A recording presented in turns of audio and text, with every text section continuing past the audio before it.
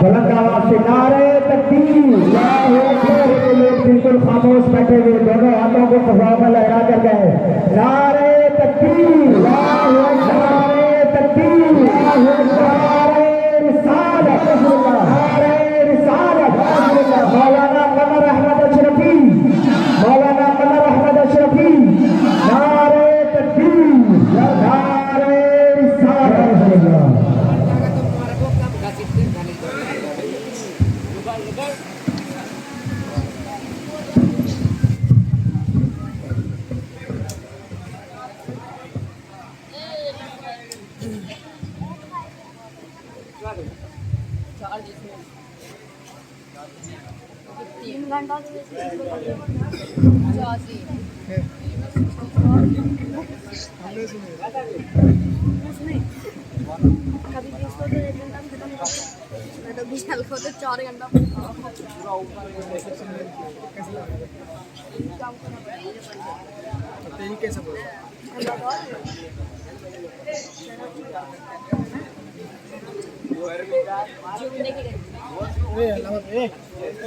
اللہ مت کرو، تقریر نہ ہو رہی ہے۔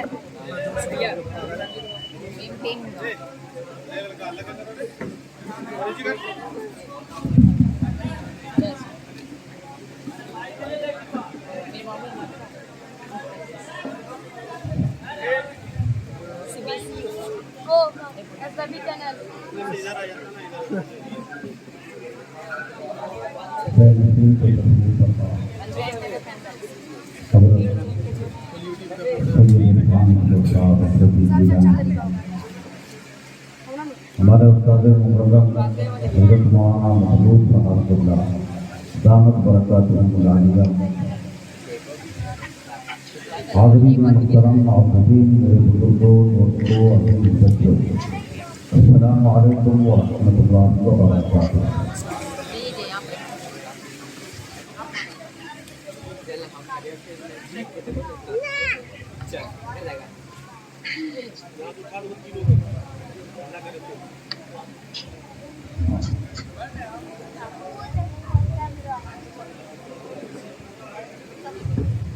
الحمد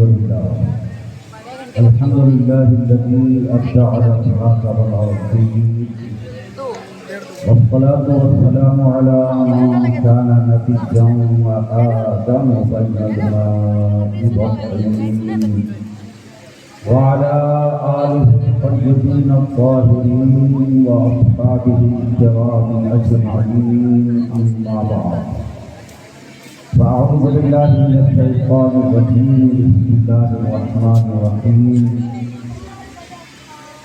قل بفضل الله وبرحمته فبذلك فليفرحوا هو خير مما يجمعون۔ صدق الله مولانا العظيم، وبلغنا رسوله النبي الأمين الكريم، ونحن على ذلك لمن الشاهدين والشاكرين، والحمد لله رب العالمين۔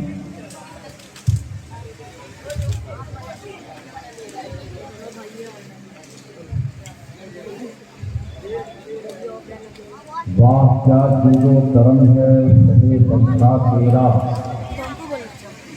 واہ کیا جود و کرم ہے شہ بخشا تیرا، نہیں سنتا ہی نہیں مانگنے والا تیرا۔ اور فرش والے تیری شوکت کا علو کیا جانے، فرش والے تیری شوکت کا علو کیا جانے، خوش روا عرش پہ اڑتا ہے کھریرا تیرا، خوش روا عرش پہ اڑتا ہے کھریرا تیرا۔ اور مٹتے ہیں مٹ جائیں گے اعدا تیرے، مٹ گئے مٹتے ہیں مٹ جائیں گے اعدا تیرے، نہ مٹا ہے نہ مٹے گا کبھی چرچا تیرا، نہ مٹا ہے نہ مٹے گا کبھی چرچا تیرا۔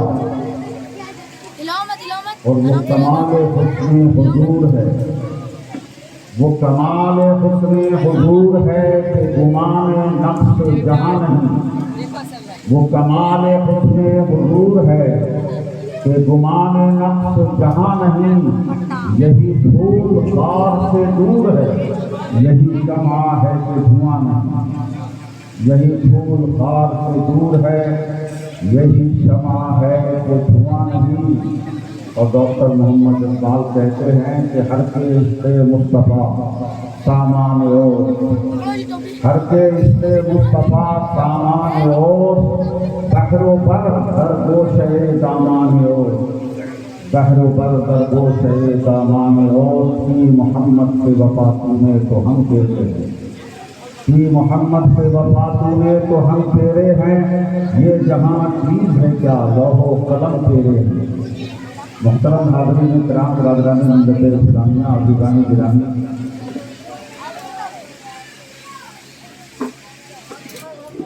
سب سے پہلے میں یہ اشرف نگر راجپور محلہ راجپور کے تمام نوجوانوں کو مبارکباد دیتا ہوں کہ جنہوں نے پوری محبت اور محنت کے ساتھ اس محفل کو سجایا ہے، سنوارا۔ اللہ تبارک و تعالی ان کی ان محنتوں کو، محبتوں کو قبول فرمائے۔ دوسری بات مجھے آپ یہ کرنی ہے، جس میں مجھے ذرا بھی جھجک نہیں ہے، کہ الحمدللہ میں آپ کے یہاں حاضر آیا اور ابھی مغرب کے بعد سے لے کر تقریباً 8:45 بجے تک بھیٹن پور کی مسجد میں بڑے آرام سے تقریر ہو رہی تھی۔ 2 گھنٹے تک وہاں سے دیکھ کے آیا ہوں، آواز سے اس کا اثر آپ کو دکھ رہا ہوگا۔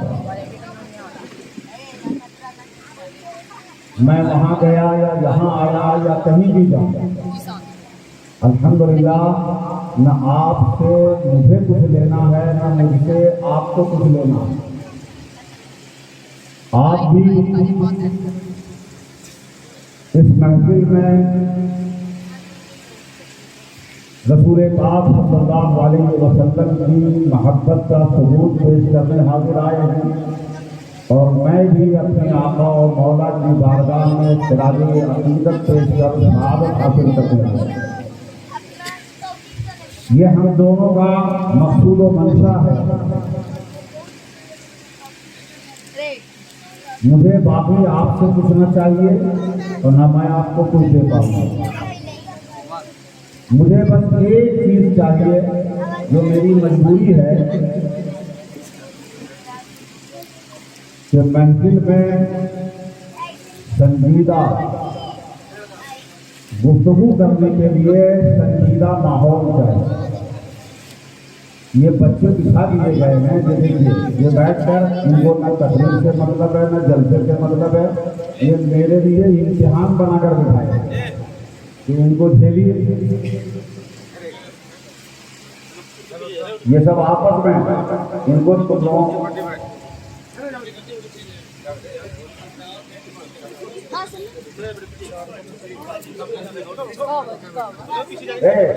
بچوں کو سائڈ کرنے کے کرسی دے دیجیے۔ پیچھے جاؤ، پیچھے خالی ہے، اڑو پیچھے جاؤ، پیچھے چیئر پہ بیٹھو، چیئر خالی ہے، پیچھے کرسیوں پہ بٹھا دیجیے۔ یہ ہر چیز سے، ہر پروگرام سے بے نیاز ہو کر اپنے آپ میں الجھے ہوئے ہیں۔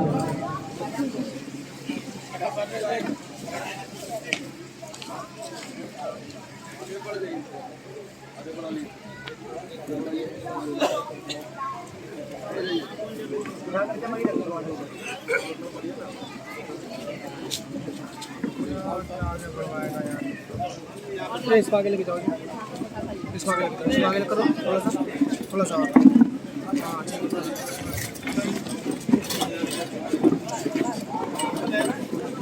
ہے، آرام سے ماشاءاللہ، آپ لوگ بیٹھ جائیے۔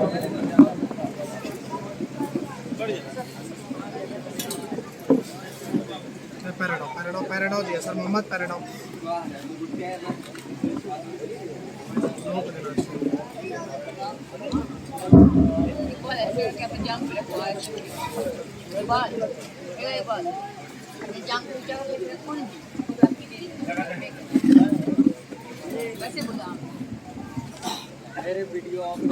देखिएगा थोड़ा इधर। माशाअल्लाह आप हज़रात कम से कम चंद चेहरे सामने ऐसे रहें।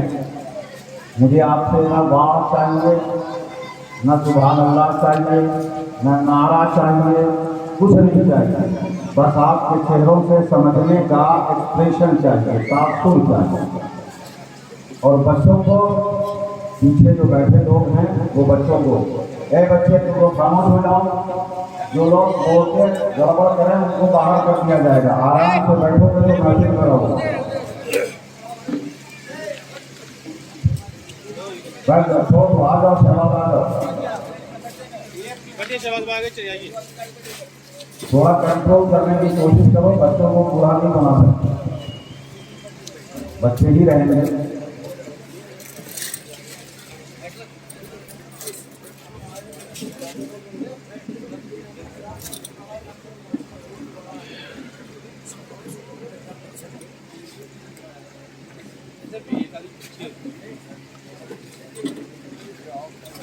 तशरीफ रखिए, बैठ जाइए। आप लोग जो लोग नहीं बैठे हैं वो बैठ जाइए।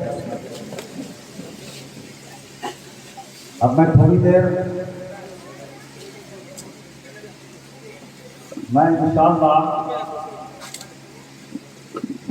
आप लोगों की तबीयत पर कतअन बोझ बनने की कोशिश नहीं करूँगा। अगर मुझे ये समझ में आया कि वक्त ज़्यादा हो रहा है, आप लोग समझ नहीं रहे हैं, मेरी बातों को सिर्फ आप निभा रहे हैं, सुनने के लिए बस बोझल दिल से बैठे हैं, ऐसा मुझे नज़र आया तो मैं खुद ही बात रोक दूँगा। इसलिए कि मुझे अपने ड्यूटी अदा करके नजराना नहीं करना, मैं कोई लिफाफा लेने नहीं आया हूँ। इसलिए मुझे बिल्कुल इत्मीनान है कि आप जब तक समझते रहेंगे मैं बोलता रहूँगा, और आप जब तक समझने का सिलसिला मेरा और आपका जो निगाहों और नज़रों का रास्ता होता है वो रब्त, वो कनेक्शन टूट जाएगा तो वहीं मेरी बात खत्म हो जाएगी।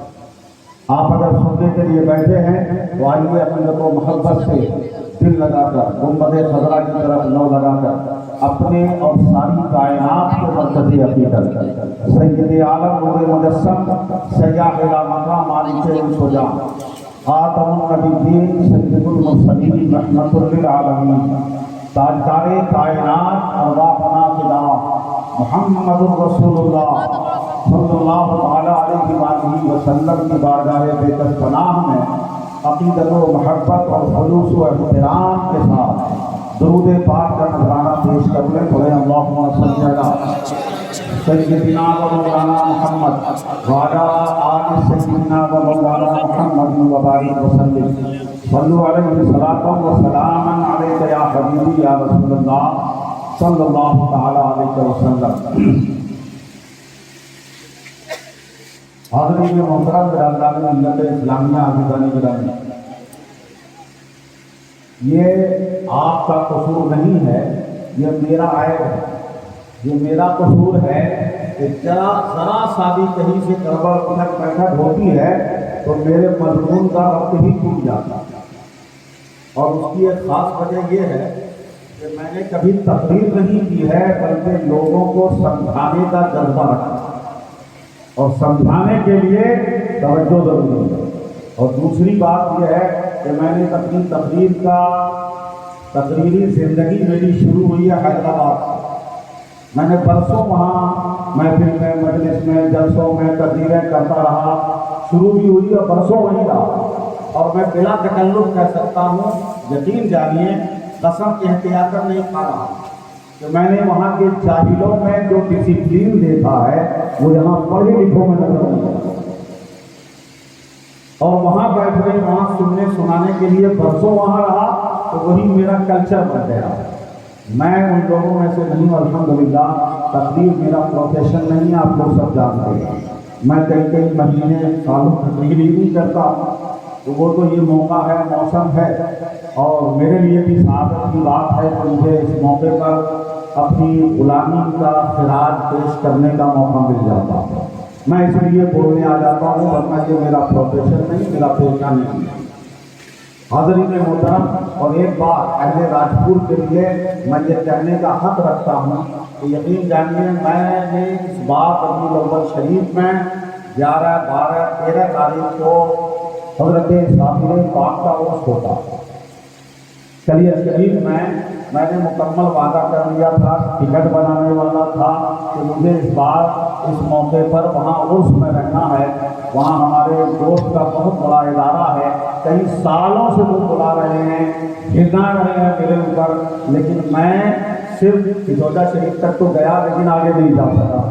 وہاں کے کام میں مصروف رہا کہ جہاں کا یہ کام کا دوڑ آ جاتی ہے تو جہاں آ گیا، لیکن اس بار سوچا تھا کہ عرس میں ربیع الاول شریف میں وہیں رہوں گا، لیکن ہمارے عزیز محمد نہال صاحب پہنچ گئے اور راجپور کا نام لے لیا، تو راجپور آنے کے لیے ہم سب کچھ چھوڑ سکتے، کسی دوسرے گاؤں کا معاملہ ہوتا تو شاید میں نہ جاتا، لیکن راجپور کی وجہ سے میں نے چلیا شریف جانے کو کینسل کر دیا۔ وہاں کے عرس میں نہیں گیا میں، اور میں نے انہیں بھی سمجھا دیا، وہ چھوڑ کر میں آپ کے لیے رکا اور آپ کے لیے آیا۔ بہرحال لہذا مجھے حق پہنچتا ہے کہ میں آپ سے یہ حق مانگوں کہ میں نے اگر کہیں جانا روکا ہے آپ کے لیے تو تھوڑا سا آپ بھی اپنا وقت دیں گے اور اپنی مبارک توجہ حاصل کریں گے۔ ایک بات درود پاک پڑھ لیں، اللہم صلی علی سیدنا و مولانا محمد وعلی آل سیدنا و مولانا محمد وبارک وسلم، صلوا علیہ صلاۃ و سلام علیک یا حبیبی یا رسول اللہ صلی اللہ تعالی علیہ وسلم۔ حضرات، آج 13ویں ربیع الاول کی شب میلاد جسے کہتے ہیں، 12 تاریخ کی رات گزر چکی ہے، آج 12 کا دن تھا، 13ویں کی شب میں آپ نے یہ جلسہ منعقد کیا ہے۔ 13ویں کی شب میں آپ نے جلسہ منعقد کر کے ایک سوال کا جواب دیا۔ ایک سوال کا جواب ہو گیا ہے کہ ہم 12ویں کی شب کو اہمیت تو دیتے ہیں، ایک خاص مناسبت کی وجہ سے یہ بڑی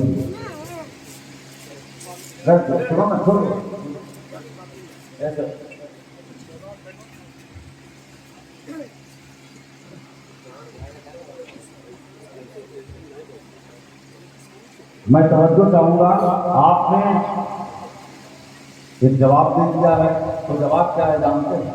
وہ جواب یہ ہے کہ 12ویں کی شب میلاد ہے، ہم اس کو میلاد مصطفیٰ کی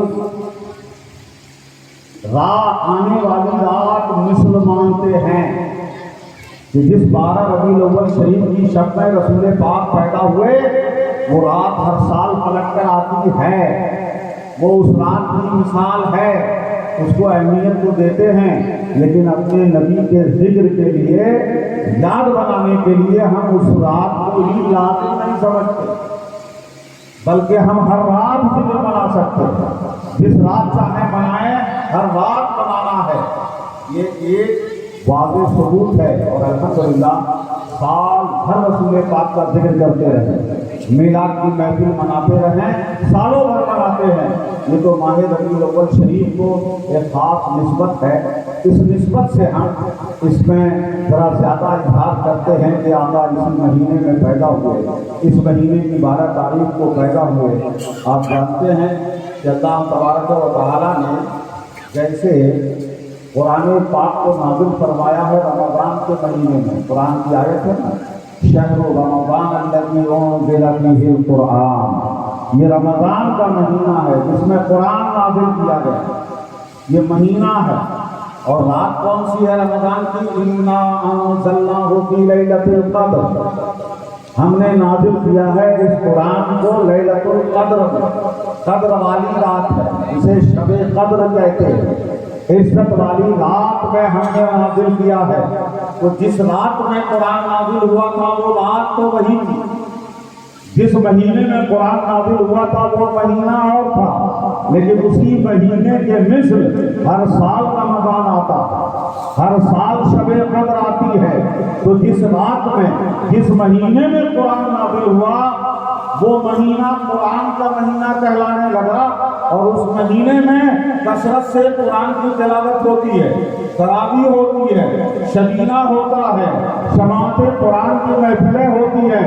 شہروں میں زیادہ ہے، دیہاتوں میں کم ہے، لیکن وہ مہینہ تلاوت کے اعتبار سے، ذاتی اعتبار سے، اجتماعی اعتبار سے کثرت سے تلاوت ہوتی ہے۔ پورے سال مسلمان قرآن کی تلاوت کرتے بھی ہیں، سنتے بھی ہیں، لیکن رمضان میں قرآن کی تلاوت بڑھ جاتی ہے، قرآن کی بہار بڑھ جاتی ہے۔ اور شب قدر جو خاص قدر کی رات ہے، اس میں تو بندے رات بھر قرآن کی تلاوت کرتے ہیں، عبادت کرتے ہیں۔ اصل رات اور اصل مہینہ تو کوئی اور تھا، لیکن اس کے مثل آیا تو وہی رنگ ہے، وہی بہار ہے، اہمیت دی جاتی ہے۔ بلا تشبیہ و تمثیل سمجھانا چاہتا ہوں کہ جس رات قرآن آیا وہ قرآن شب قدر ہے، جس مہینے قرآن آیا وہ رمضان کا مہینہ، نزول قرآن کا مہینہ افضل مہینہ ہو گیا، وہ فضیلت والا مہینہ ہو گیا، وہ رات قدر والی رات آئی۔ مجھے ایک سوال کا جواب دے دیجیے گا تو میں آگے بڑھوں گا۔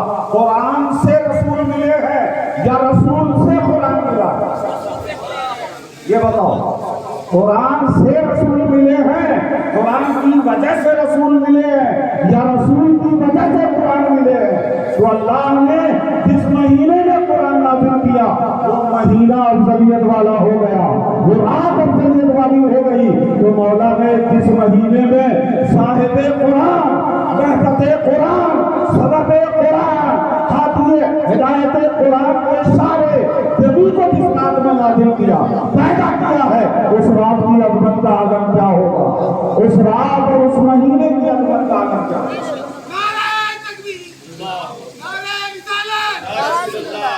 میرے پیارے، آپ کہیں گے یہ خطیبانہ خود بندی ہے، یہ خطابت ہے، قرآن میں حدیث میں تو ایسا نہیں آیا، ہمیں یہ تو نہیں دکھا ہے۔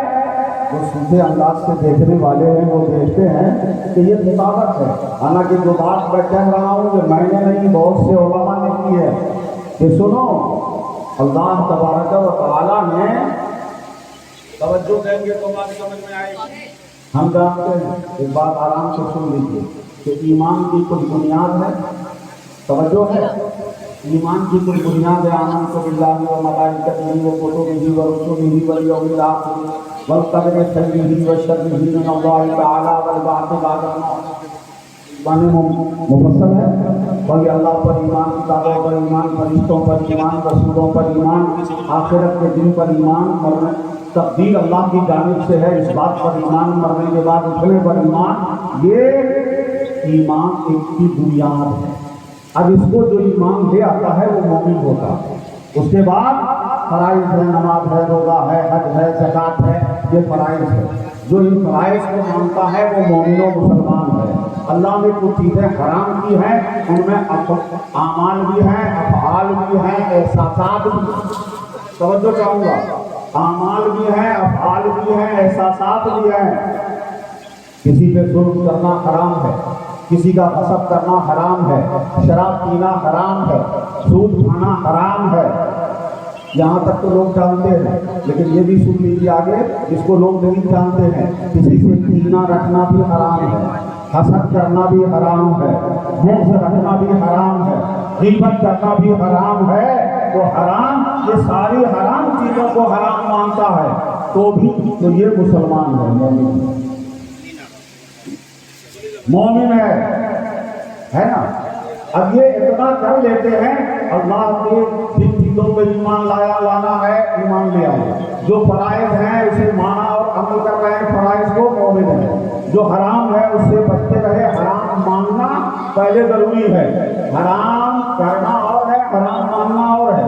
بہت سارے لوگ ایسے ہیں میرے پیارے، میری بات کو توجہ دیجیے گا، بہت سارے ایسے ہیں جو شراب پی کر کامیاب ہو جائیں، اور بہت سے ایسے ہیں جو بغیر پیے جہنم میں چلے جائیں۔ بات کیا ہے جانتے ہو؟ شراب پی رہا ہے، شرابی ہے، لیکن احساس ہے کہ میں غلط کر رہا ہوں، حرام نجس پی رہا ہوں، یہ حرام مجھ سے ہو رہا ہے، گناہ ہو رہا ہے۔ اور اگر کوئی بندہ کچھ نہ کرے لیکن کسی حرام کو حرام نہ مانے، माने तो उलमा से पूछ लीजिए, बगैर किए चला जाएगा, बर्बाद हो जाएगा। इसलिए पहले मानना है, फिर करना जानना करना है, इसे ध्यान में रखें। तो ये सब करने के बाद मौमिन हो गया, मौमिन हो गया। अब उसके बाद ये सब ईमान अकीदे जो अहकाम है, फराइज है, हलाल को हलाल जानना, हराम को हराम जानना, एक बंदा मौमिन ने मान लिया, मौमिन और मुसलमान होगा। अब इसके बाद कुछ चीजें अकीदत व मोहब्बत की, क्या है, मोहब्बत की चीजें हैं, जज्बात से ताल्लुक रखती हैं। तो ये अकीदत व मोहब्बत की चीजों का अगर कोई इनकार न करे और अमल भी न करे, वो अपनी जगह। और अकीदत और मोहब्बत के मामलात में कोई मोहब्बत का इजहार कर रहा है तो उसे शहादत मिलेगी, उसे शहादत है, खुशनसीबी है, ना करे उसकी मर्जी है, उस पर कोई लगेगा, पाबंदी नहीं है। लेकिन इन दोनों के बीच में एक और है कि करता भी नहीं है और करने वालों पे फतवे लगते हैं। शर्म ये है, ये शरीर ये है, शैतानी इसकी है, ये चीज छुड़ाने की। ना करो तो अपनी जगह, करना है तो तुम करो। और खास तौर पर वो चीज है, वो अमाल जो शरीयत से नहीं टकरा रहे और सदियों से उलमा, मशाइख, बुजुर्गान दीन, मुहद्दिसीन, मुफस्सिरीन, औलिया जिसको करते नहीं बल्कि उसकी तारीफें करते रहे हैं, ऐसे अमल को भी कोई बुरा कह दे, बिदअत कह दे, लोगों को रोके, तनकीद करे, ना करने वाला अपनी जगह, लेकिन ये करने वाला, ये समाज में ये ये शरीर है और हमें बचना इन्हीं से है। बाकी करता है तो उसके सादत की बात है, नहीं करता है उसके मुकद्दर की बात है। लेकिन जो चीजें उलमा, औलिया, अकाबिर से सदियों से साबित हो, उसको गलत कहना, उसका मजाक उड़ाना, उसकी बुराई करना, ये तबीयत का शर है। अब एक बात सुनिए, मैं बड़ी संजीदगी से एक बात करता हूं, आप जरा सा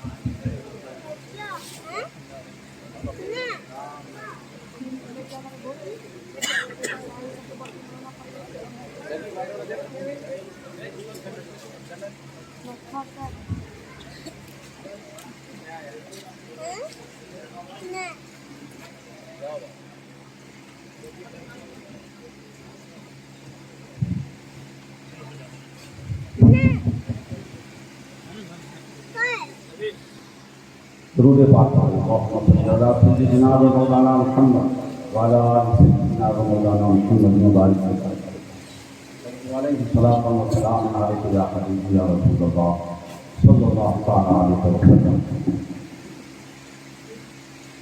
हाज़रीन मोहतरम, बिरादरान मिल्लत इस्लामिया, अज़ीज़ान गिरामी, मैं एक बात पेश कर रहा हूँ, उसके बाद जो आयत करीमा मैंने तिलावत की है उस पर तर्जमा करके मैं फिर अपनी बात आगे बढ़ाऊंगा।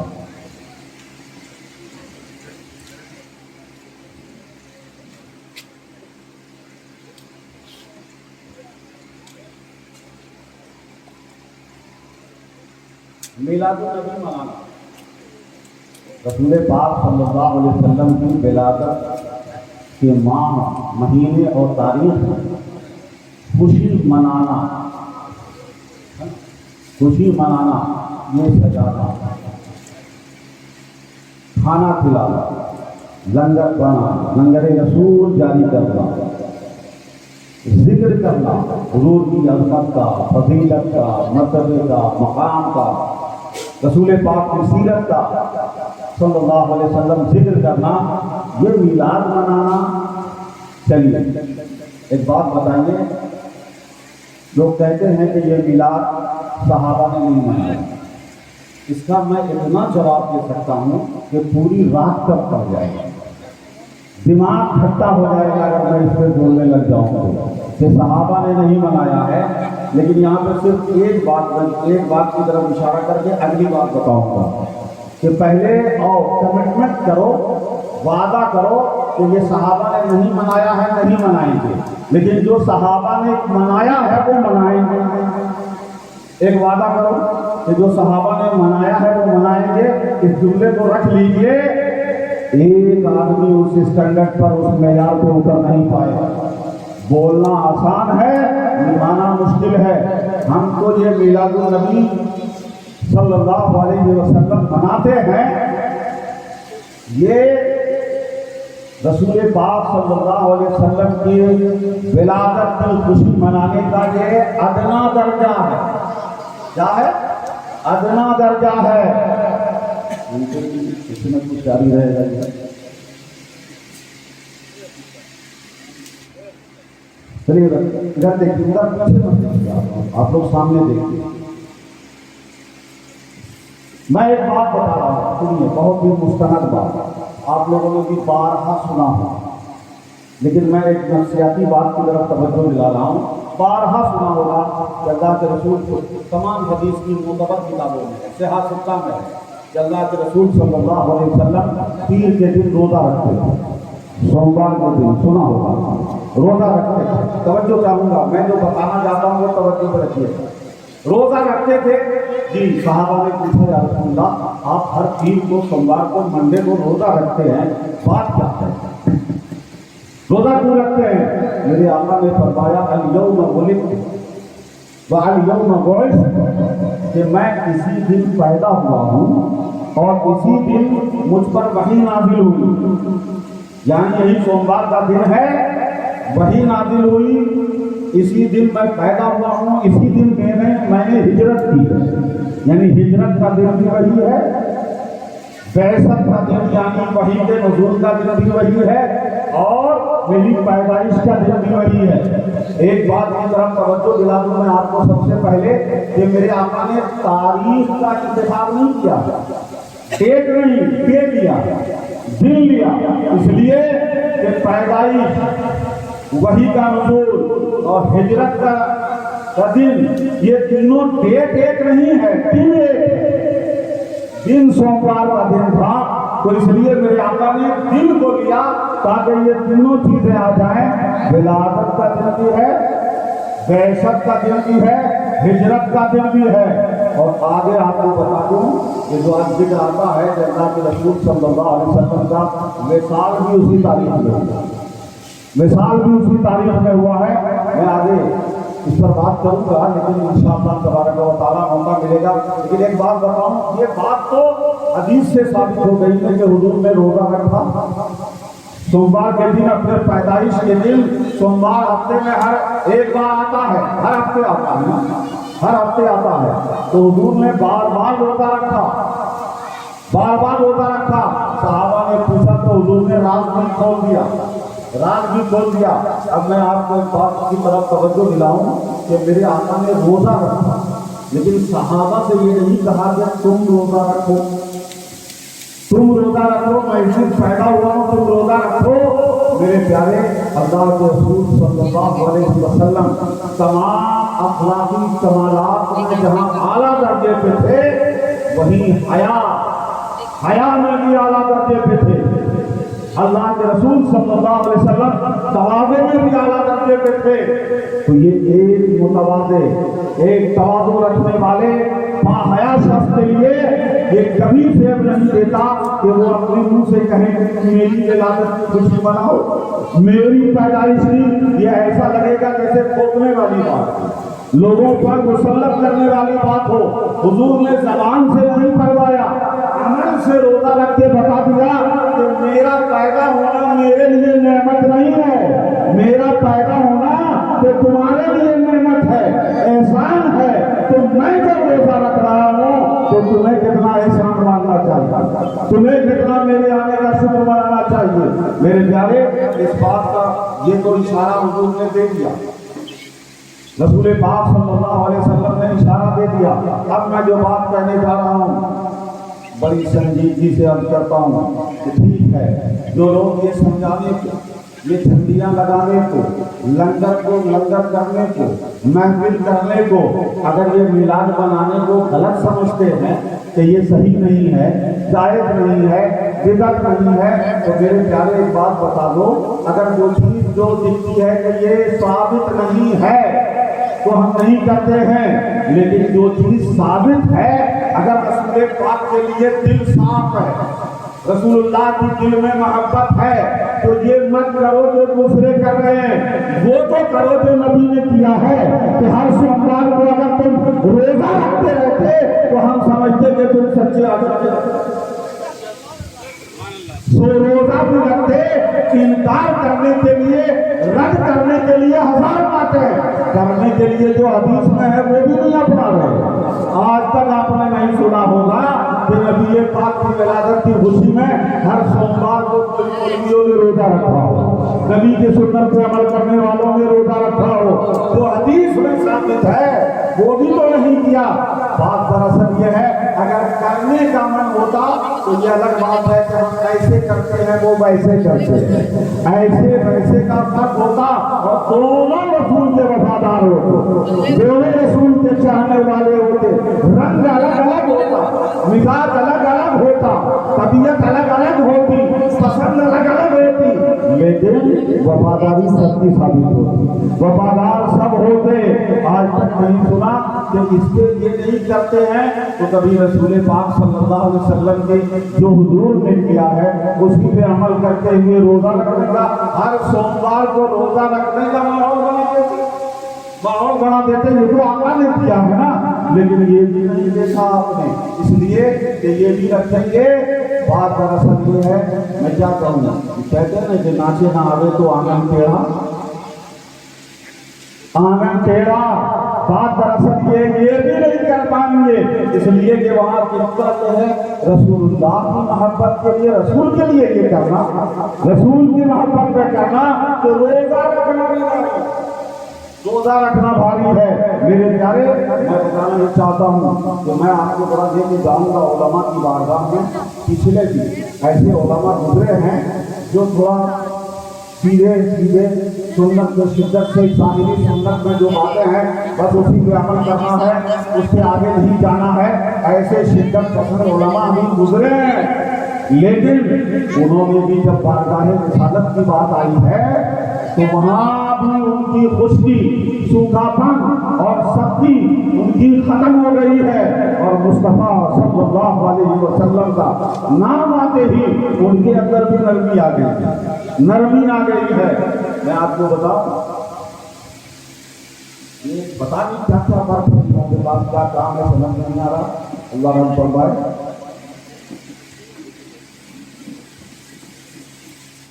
محفل کو چلیے ہے روشی پڑھی اللہم صلی علی سیدنا و مولانا محمد وعلی آل سیدنا و مولانا محمد مبارک وسلم، صلو علیہ السلام و سلام علیہ یا حبیبی یا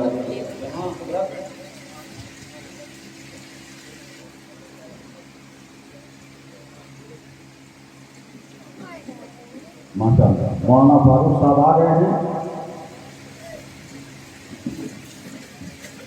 تشریف رکھیں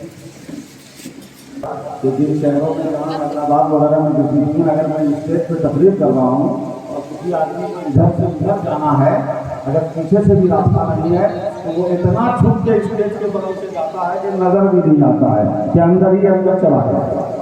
یہاں یہ باقی ہے، طبیعت کی ضرورت ہے، بولیں گے بھی جو اتنا اللہ کھا کے بولتے ہیں لوگ، آواز آئے گی، لڑکوں کی نہیں بچیوں کی آواز میں تیز ہوتی ہے۔ بہار کی ٹرینوں میں دیکھیں گے آپ، کمپارٹمنٹ میں بیٹھے رہیے تو لگتا ہے پوری کمپارٹمنٹ میں کانفرنس ہوتی ہے، سب اپنے اپنے سیٹ پہ بولتا ہی بولتا رہتا ہے، لیکن آپ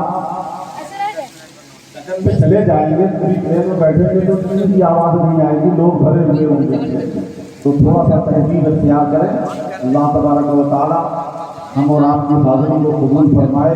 میری طبیعت جب تک جمے گی نہیں اس وقت تک بات بنے گی نہیں۔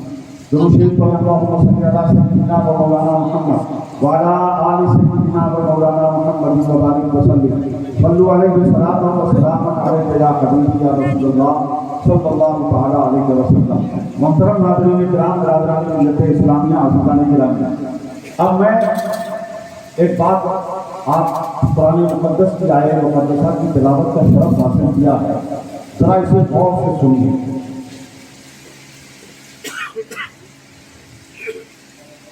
اللہ تبارک و تعالیٰ ارشاد فرماتا ہے قل، مجھے کچھ سمجھانا ہے، جب تک بنیاد نہیں سمجھیں گے آگے کی بات نہیں سمجھیں گے۔ میں آج سے نہیں کئی دہے سے 40 سال 50 سال سے لوگوں کے چکپک سن رہا ہوں، اور یہ چکپک کی وجہ یہ ہے کہ دو میں سے کوئی بھی صحیح سے سنجیدگی سے بیس کے ساتھ کوئی بات نہ سنتا ہے نہ سمجھتا ہے، اسی وجہ سے یہ چکپک چلتے رہتے۔ اگر چکپک صحیح سے بیس سے سمجھ جائے تو انشاءاللہ سب کا سینہ کھل جائے گا، اور سچائی حقیقت کہاں تک ہے وہاں تک آپ سمجھ بھی جائیں گے اور وہیں تک رہیں گے۔ کرنے والے کرتے کرتے غلط میں چلے جاتے ہیں، اور نہ کرنے والے اعتراض کرتے کرتے بغاوت میں چلے جاتے ہیں۔ یہ دونوں اس لیے ہے کہ صحیح جذبہ صحیح بات کو صحیح جذبے کے ساتھ نہ سمجھنے کا نتیجہ ہوا۔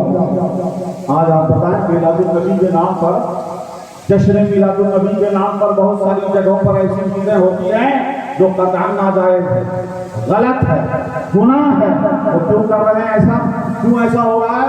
اس لیے کہ اس نے بنیاد سے میلاد النبی کے جشن کا مقصد ہی نہیں سمجھا، اس نے وہ ایک ہڑدنگ بازی سمجھ لی، ایک ہڑدنگ بازی کو بنا دیا ہے جشن۔ میرے پیارے، اس لیے حقیقت کو سمجھ کر اگر بات کی جائے اور سمجھایا جائے تو دونوں اپنی اپنی حدوں میں رہیں گے۔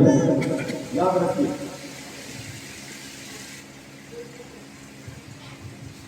یہ اورنج والا جو بچہ ہے ان کے پیچھے، اس کو تم زیادہ پیچھے جا کے بیٹھو یا پھر سکون سے رہو،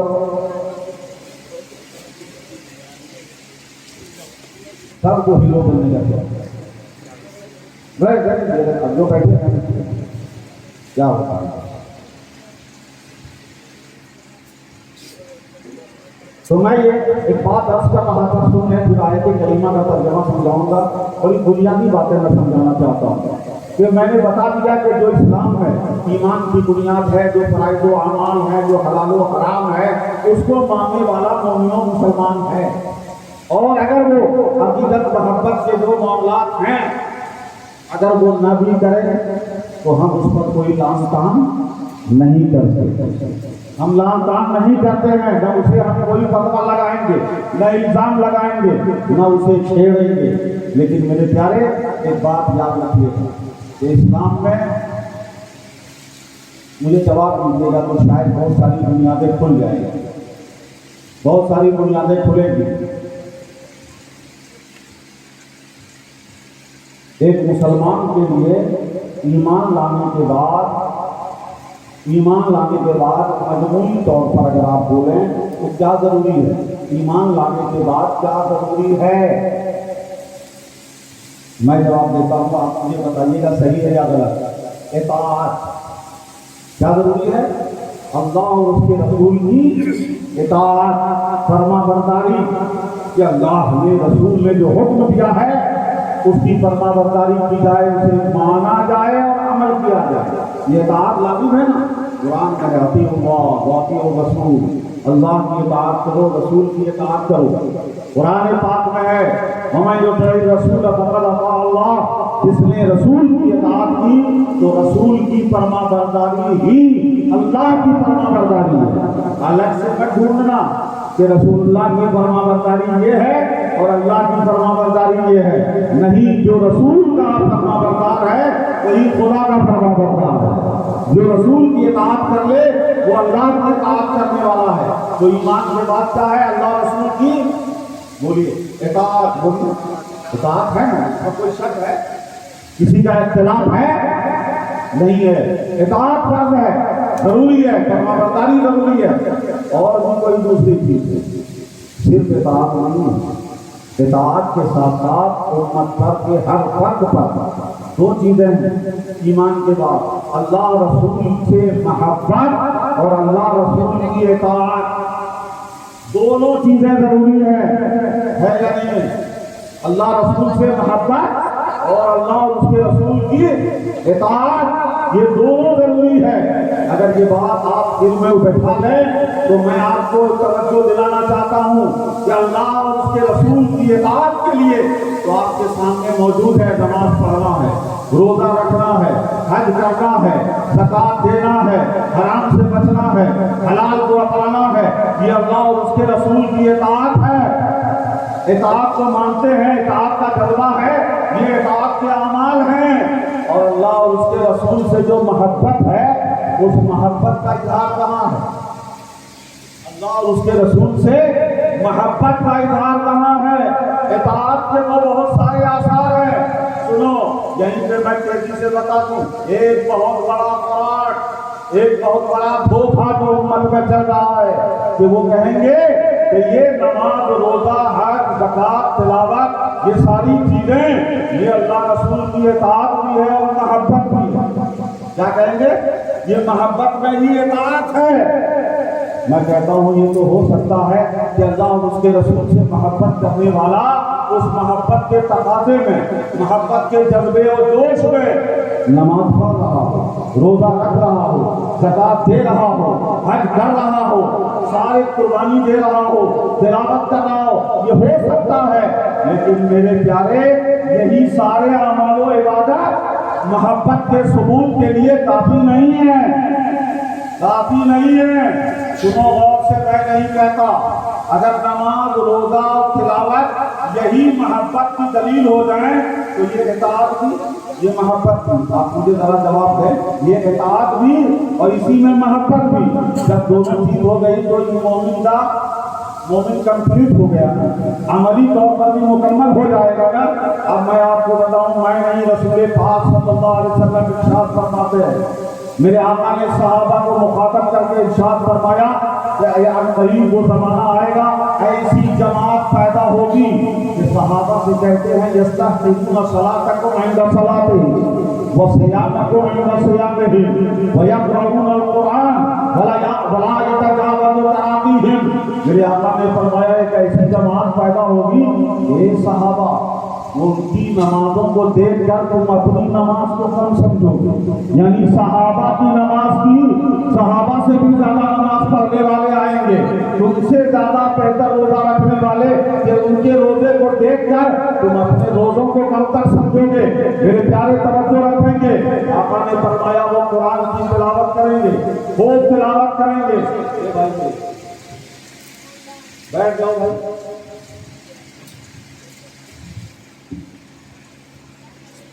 خوب تلاوت کریں گے، لیکن ان کی تلاوت کا عالم یہ ہوگا کہ قرآن ان کے حلق کے نیچے سے نہیں اترے گا، حلق کے نیچے نہیں اترے گا۔ میرے پیارے، مجھے توجہ یہ دلانا ہے کہ اگر نماز پڑھنا اطاعت، یہ اطاعت کی محبت کی دلیل ہوتی، وہی محبت بھی ہے، تو میرے آقا جنہوں نے نماز پڑھنے والوں کے لیے بشارت دی، نماز چھوڑنے والوں کے لیے وعیدیں سنائی، نماز پڑھائی، نماز سکھایا، نماز کی تاکید فرمائی ہے، نماز کو دین کا ثبوت بتایا ہے، وہی رسول نماز پڑھنے والوں کے لیے بتا رہے ہیں کہ یخرجون من الدین کما یخرج السهم من الرمیہ، کہ وہ دین سے ایسے باہر ہو جائیں گے جیسے شکار سے تیر نکل جاتا ہے، یعنی تیر جسم سے ہو کے نکل جائے، لیکن جب نکلنے کے بعد دیکھو گے خون سے ہو کے گیا ہے، لیکن اس میں خون کا نشان نہیں ہوگا، اتنی تیزی سے نکلے گا۔ ویسے ہی یہ لوگ دین سے نکل جائیں گے اور ان پر دین کا ذرا بھی اثر نہیں ہوگا، اثر نہیں ہوگا۔ شاید آپ میری بات سمجھ رہے ہوں گے، میں نے جو سمجھانا چاہا کہ اگر نماز، روزہ، تلاوت یہ اطاعت کے اعمال اگر محبت کی دلیل ہوتی تو میرے آقا کبھی کثرت سے نماز پڑھنے والے، روزہ رکھنے والے کو دین سے باہر نہیں بتاتے، اس لیے کہ اطاعت اور محبت مکمل ہو جائے تو مومن مکمل ہو جاتا ہے، مومن مکمل ہو جاتا ہے۔ یاد رکھیں کہ آج ہمارے نزدیک بچپن سے دیکھا ہے کہ ایک کمی ہے، توجہ دلا دوں کہ ہم نے دونوں طرف پہلو دیکھا، ایک جماعت ہمارے یہاں ایک طبقہ ایسا ہے جو حضور کی، اولیاء کی محبت کا دعویٰ بہت کرتے ہیں، اطاعت میں کمزور ہے، اور ایک طبقہ ایسا ہے جو اطاعت پر بہت زور دیتے ہیں، محبت میں ہاں ہاں کہہ کے نکل جاتے ہیں۔ ہاں ہاں محبت ضروری ہے، ہاں ضروری ہے، ہر مومن کے لیے ضروری ہے، یہ بھی ناقص وہ بھی ناقص، مکمل وہ ہوگا جو اللہ رسول کا فرما بردار بھی ہو اور اللہ رسول سے محبت کرنے والا۔ محبت کرنے والا بھی ہو، کامل مومن وہی ہوگا، وہی مکمل ہوگا۔ میرے پیارے، تو میں یہ عرض کر رہا تھا کہ اطاعت اور محبت یہ دونوں چیزیں ضروری ہیں۔ اب مجھے سمجھانے کے لیے تھوڑا سا ایک دو اشارے آپ کو دینے پڑیں گے۔ اگر نماز روزہ ہی پڑھنا، یقیناً یہ بات بھی یاد رکھیں، دلیل ہونا اور ہے اور تقاضا ہونا اور ہے۔ بات پکڑنے کی کوشش کیجیے گا، دلیل ہونا اور ہے، تقاضا ہونا اور ہے۔ اگر دل میں اللہ رسول کی سچی محبت ہے، سچی محبت ہے تو اس کا تقاضا ہے کہ رسول پاک کی فرما برداری کریں گے، حضور کی سنتوں سے محبت کریں گے، رسول پاک کی سیرت کو اپنانے کی کوشش کریں گے، یہ محبت کا تقاضا ہے۔ لیکن نماز، عبادات اور اعمال یہ محبت کی دلیل ہیں، یہ جھوٹ ہے، یہ دھوکہ ہے، یہ فریب ہے، یہ صرف اتنا نہیں ہے۔ میرے پیارے، اگر یہ دلیل ہوتی، دلیل کا مطلب یہ ہے کہ اگر وہ ہے، دلیل کا مطلب کیا ہے کہ اگر دلیل آ گئی تو دعویٰ ثابت، دلیل کا مطلب تو یہی ہوتا ہے اگر دلیل ہے تو دعویٰ ثابت۔ نماز محبت کی دلیل ہوتی تو نمازی صحابہ سے زیادہ نماز پڑھنے والے کو آقا دین سے باہر نہ بتاتے، صحابہ سے زیادہ روزے رکھنے والے کو دین سے باہر نہ بتاتے۔ نماز روزہ سب پایا گیا ہے، دلیل ہوتی تو دعویٰ ثابت ہو جاتا کہ وہ سچے مومن ثابت ہو جاتے۔ حالانکہ جس نبی نے نماز روزہ سب دیا، سکھایا، پڑھایا، نماز روزے کے مقامات بتائے، سب کچھ بتایا، اسی نبی نے پورے نمازی کو دین سے باہر بھی بتایا۔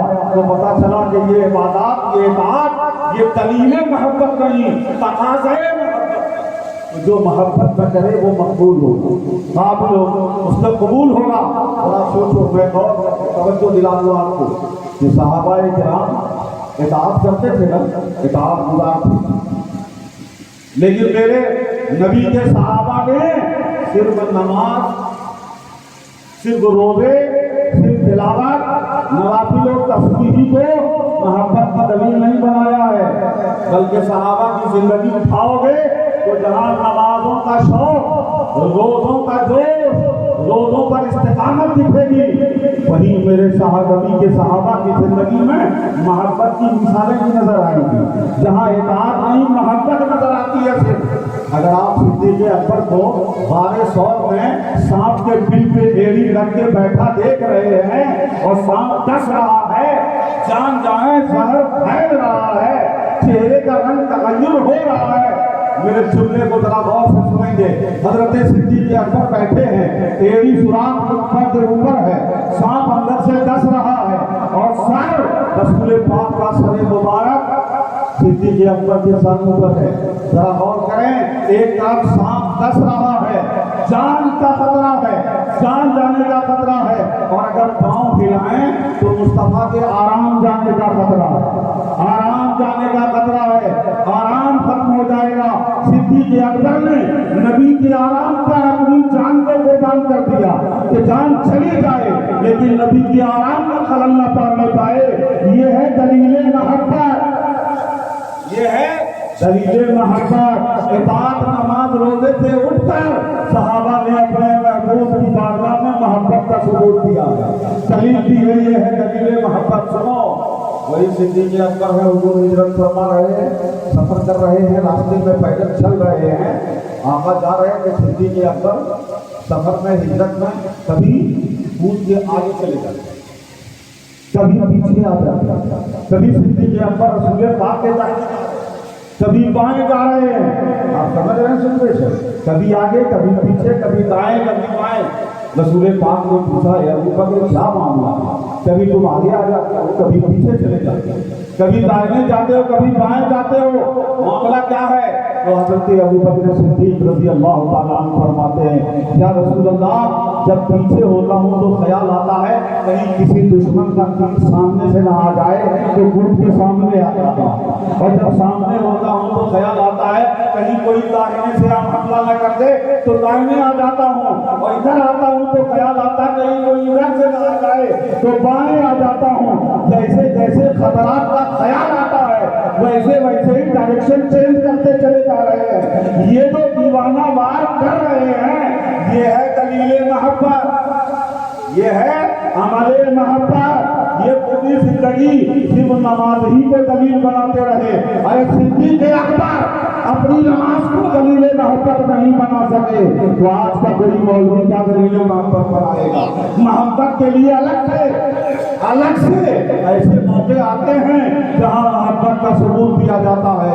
میرے پیارے، آپ صحابہ کی زندگی میں جائیں، اگر میں اسی موضوع کو آگے بڑھاؤں تو بے شمار مثالیں سامنے آ جائیں گی، بے شمار مثالیں سامنے آتی چلی جائیں گی اور بات لمبی ہو جائے گی۔ میں صرف یہ سمجھانا چاہتا ہوں، ایک بات ذہن میں اتارنے کی کوشش کر رہا ہوں۔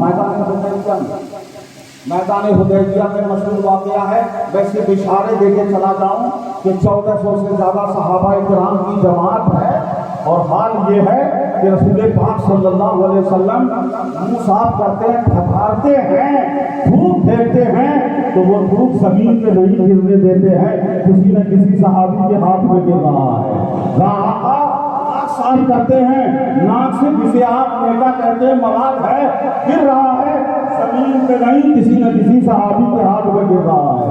اللہ کے رسول صلی اللہ علیہ وسلم وضو فرما رہے ہیں، تو وضو سے جسم کا دھویا ہوا پانی 1400 صحابہ نے زمین پہ نہیں گرنے دیا بلکہ ہاتھوں میں لیا، اور حال یہ تھا کہ لگتا تھا کہ اس پانی کے لیے آپس میں تلواریں چل جائیں گی، لڑائی ہو جائے گی۔ بازو یقتتلون، قریب تھا کہ وہ آپس میں لڑنے لگ جائیں، اور جسے پانی مل گیا تو مل گیا، اور جسے نہیں ملتا تو وہ ملنے والے کے ہاتھ میں ہاتھ رگڑ کر اپنے چہرے اور جسموں پہ مل رہے تھے۔ صحابہ سے زیادہ نماز پڑھنے والے ہو، عبادت کرنے والے ہو، نمازیں پڑھ کر صحابہ نے اطاعت کا ثبوت دیا ہے، اور یہ عبادت کا یہ جذبہ پیش کر کے محبت کا ثبوت دیا، یہ ہے محبت کا ثبوت۔ تو محبت کے لیے بھی اظہار محبت کے لیے اگر واقعی محبت ہو تو اس کا کہیں نہ کہیں ظہور ہو جاتا ہے۔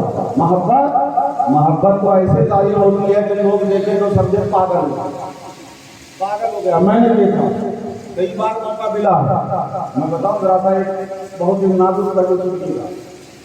شادی ہوئی، لڑکے کی شادی ہوئی، اور چند دنوں کے بعد جب 6 مہینے رہا چلا گیا، چھوڑ دیا۔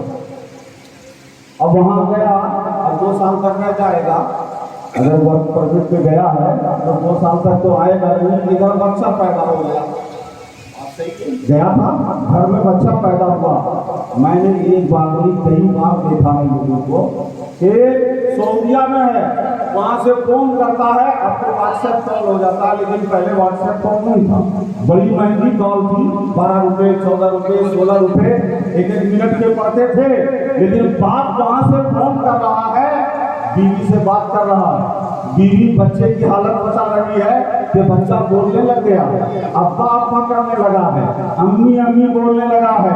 اب بچہ جو پکارتا ہے، ابا ابا بولتا ہے، تو بیوی بچے کی بولی پہ موبائل لگا کے باپ کو سنا رہی ہے، باپ وہاں سن رہا ہے، خوش ہو رہا ہے۔ میرے پیارے ذرا سوچ کے بتائیے گا کہ اس بچے کی بے معنی گفتگو میں باپ کو کیا مل رہا ہے؟ 12 روپے اور 16 روپے منٹ کا بل دے کر بچے کی ہمکار سن رہا ہے، کیا مل رہا ہے؟ کوئی فائدہ ہے؟ کوئی ہدایت ہے؟ کوئی تعلیم ہے؟ کچھ بھی ہے؟ کچھ نہیں ہے۔ ایسی اتنا کہہ سکتے ہیں کہ ایک باپ کو بیٹے سے جذباتی لگاؤ ہے، تو کچھ سمجھ میں آئے یا نہ آئے، پیسہ قربان کر کے اس کی آواز سن رہا ہے۔ یہ خالص محبت کی دلیل ہے، خالص محبت کی دلیل ہے کہ بیٹا گھر میں ہے تو اس کی آواز سن رہے ہیں، ایک دل کو تسلی مل رہی ہے۔ تو کبھی محبت میں تو ایسا کام کرتے ہیں کہ لگتا ہے دوسرا دیکھے تو سمجھے بیوقوفی کر رہا ہے۔ اگر کوئی پیسے کی گنتی کرنے والا، حساب کرنے والا تو کہے گا کیا پاگل بن رہے ہو، بچے کی منہ سننے کے لیے بنا بنے کا بل خرچہ کر رہے ہو، تو باپ کا جواب یہ ہوگا کہ اسے وہی سمجھے گا جس کے دل میں بیٹے کی اولاد کی محبت ہو، وہی خوشی کے سمجھ میں آئے گا، دوسرے کی سمجھ میں نہیں آئے گا۔ یہ برباد نہیں ہے، تسکین محبت ہے۔ توجہ چاہوں گا، یہ بربادی نہیں ہے، تسکین محبت ہے۔ میرے پیارے، یہ جھنڈیاں، یہ لائٹ، یہ میں بہت سارے لوگوں کو برباد نظر آتے ہیں، انہیں برباد نظر آئیں گے، لیکن جس کے دل میں محبت ہو اور اسے یہ پتا ہو کہ جب میرے آقا پیدا ہوئے تو حضرت آمنہ فرماتی ہے، ان کی بانجی شفا فرماتی ہے کہ مصطفیٰ پیدا ہوئے تو شام کے محلات روشن ہو گئے، اور اسی روشنی پھیلی کہ حضرت شفا فرماتی ہے کہ مشرق و مغرب روشن ہو گئے، جس کی پیدائش پہ مولا نے روشنی کر دی ہو، اس کی ولادت کی خوشی میں بندوں نے یہ گلگلے لگائے ہیں، یہ اسی کو سمجھ میں آئے گا جس کے اندر محبت ہوگی، تسکین محبت۔ نعرہ تکبیر، نعرہ رسالت، یا رسول اللہ۔ جس کا دل محبت سے خالی ہوگا اسے محبت میں کیے جانے والے عمل کہاں سے سمجھ میں آئے گے؟ جس کے دل میں محبت ہوگی اسے سمجھ میں آئے۔ میں تو کہتا ہوں ایسے لوگ ہوتے تو شاید رب کے اعتراض کرتے کہ مولا ایک شخص عبداللہ کا بیٹا آمنہ کا فرزند محمد پیدا ہو رہے ہیں صلی اللہ علیہ وسلم، اس کے لیے یہ روشنی کرنے کی کیا ضرورت ہے؟ اور حضرت آمنہ میدان میں رہ رہی ہیں۔ آج بھی جا کے مکے میں دیکھ لو، ایک طرف جبل قبیس ہے، وادی ہے، دار السلام کے سیدھے پر جانے کے بعد آگے باب الحدود سے اندر سیدھا جائیں تو مولد النبی رسول پاک صلی اللہ علیہ وسلم کا وہ مکان آج بھی نجدیوں نے لائبریری بنا کر رکھا ہے، وہ جگہ محفوظ ہے، لیکن میرے پیارے دیکھ لینا وہاں کھڑے ہو کے تم 100 گز 200 گز آگے نہیں دیکھ سکتے ہو، پہاڑیاں کاٹ بھی دی گئی ہیں آج کل۔ آپ بتائیں وہ پہاڑوں کے بیچ میں مکے میں حضرت آمنہ گھر کے اندر ہیں، ان کی باقی شفا گھر کے اندر ہے، لیکن ایسی روشنی پھیلی مصطفیٰ کی برکت سے کہ گھر اور پہاڑ بھی دیوار نہیں بنے۔ حضرت آمنہ فرماتی ہے میں نے اس روشنی میں شام کے محلات دیکھ لیے، شام کے محلات دیکھے ہیں، بصرہ کے محلات دیکھ لیے ہیں۔ ذرا بتائیں کہ مصطفیٰ پیدا ہوئے تو ماں کی آنکھوں سے پردہ ہٹ گیا ہے، ماں تو دور کی بات ہے، پانچ شفا کی آنکھوں سے پردہ ہٹ گیا ہے۔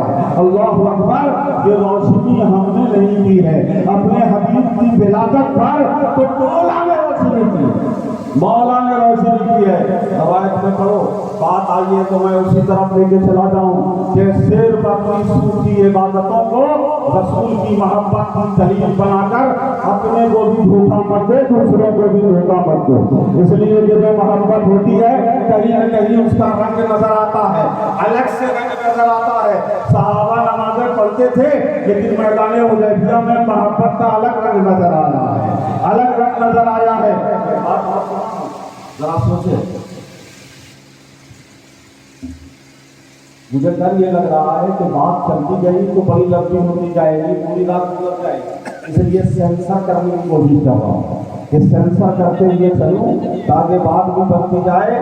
آپ ذرا غور کریں کہ عمل محبت کیا ہے۔ میں ایک اچھی مثال دیتا ہوں، مجھے دماغ میں یاد آ گئی ہے، بخاری شریف کی حدیث، جسے بخاری کا بخار ہے، وہ غور سے بخاری شریف کی حدیث ہے، لیکن بخاری کو بخاری سمجھ کر حدیث کی کتاب سمجھ کر پڑھو گے تو دین ملے گا، ایمان ملے گا، رسول کی محبت ملے گی۔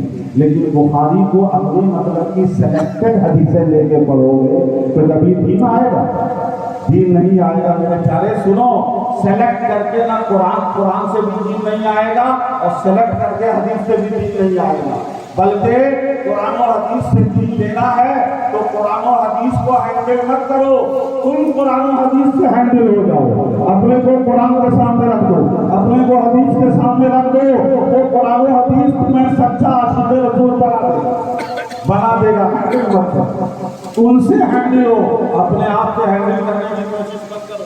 اور اگر کہو گے ایک نہیں دسیوں مثالوں سے ثابت کر دوں گا کہ قرآن کو ہینڈل کیا گیا، قرآن کو ہدایت دے، قرآن کو کی آیات کو استعمال کیا گیا، قرآن سے ہدایت دینے کی کوشش نہیں کی گئی۔ میں سنو ابھی میں بخاری شریف کی حدیث سناتا ہوں۔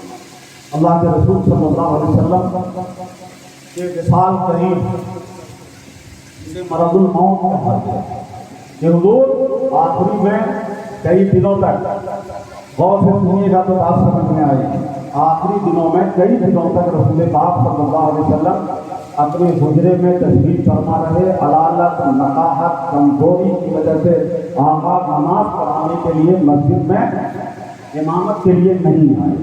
آپ دل پر رکھیے، نہیں آئے. کہاں تھا حجرا؟ سننے بیٹھے تھے بات سنیں. کہاں تھا حجرا؟ مسجد نبوی میں جب قبلے کے رخ کھڑے ہوں گے تو بائیں ہاتھ پر آقا کا حجرا جو آج روضہ رسول ہے جہاں سرکار آرام فرما رہے ہیں. قبلے کی طرف آپ ہوں گے تو لیفٹ ہینڈ پر ہوگا.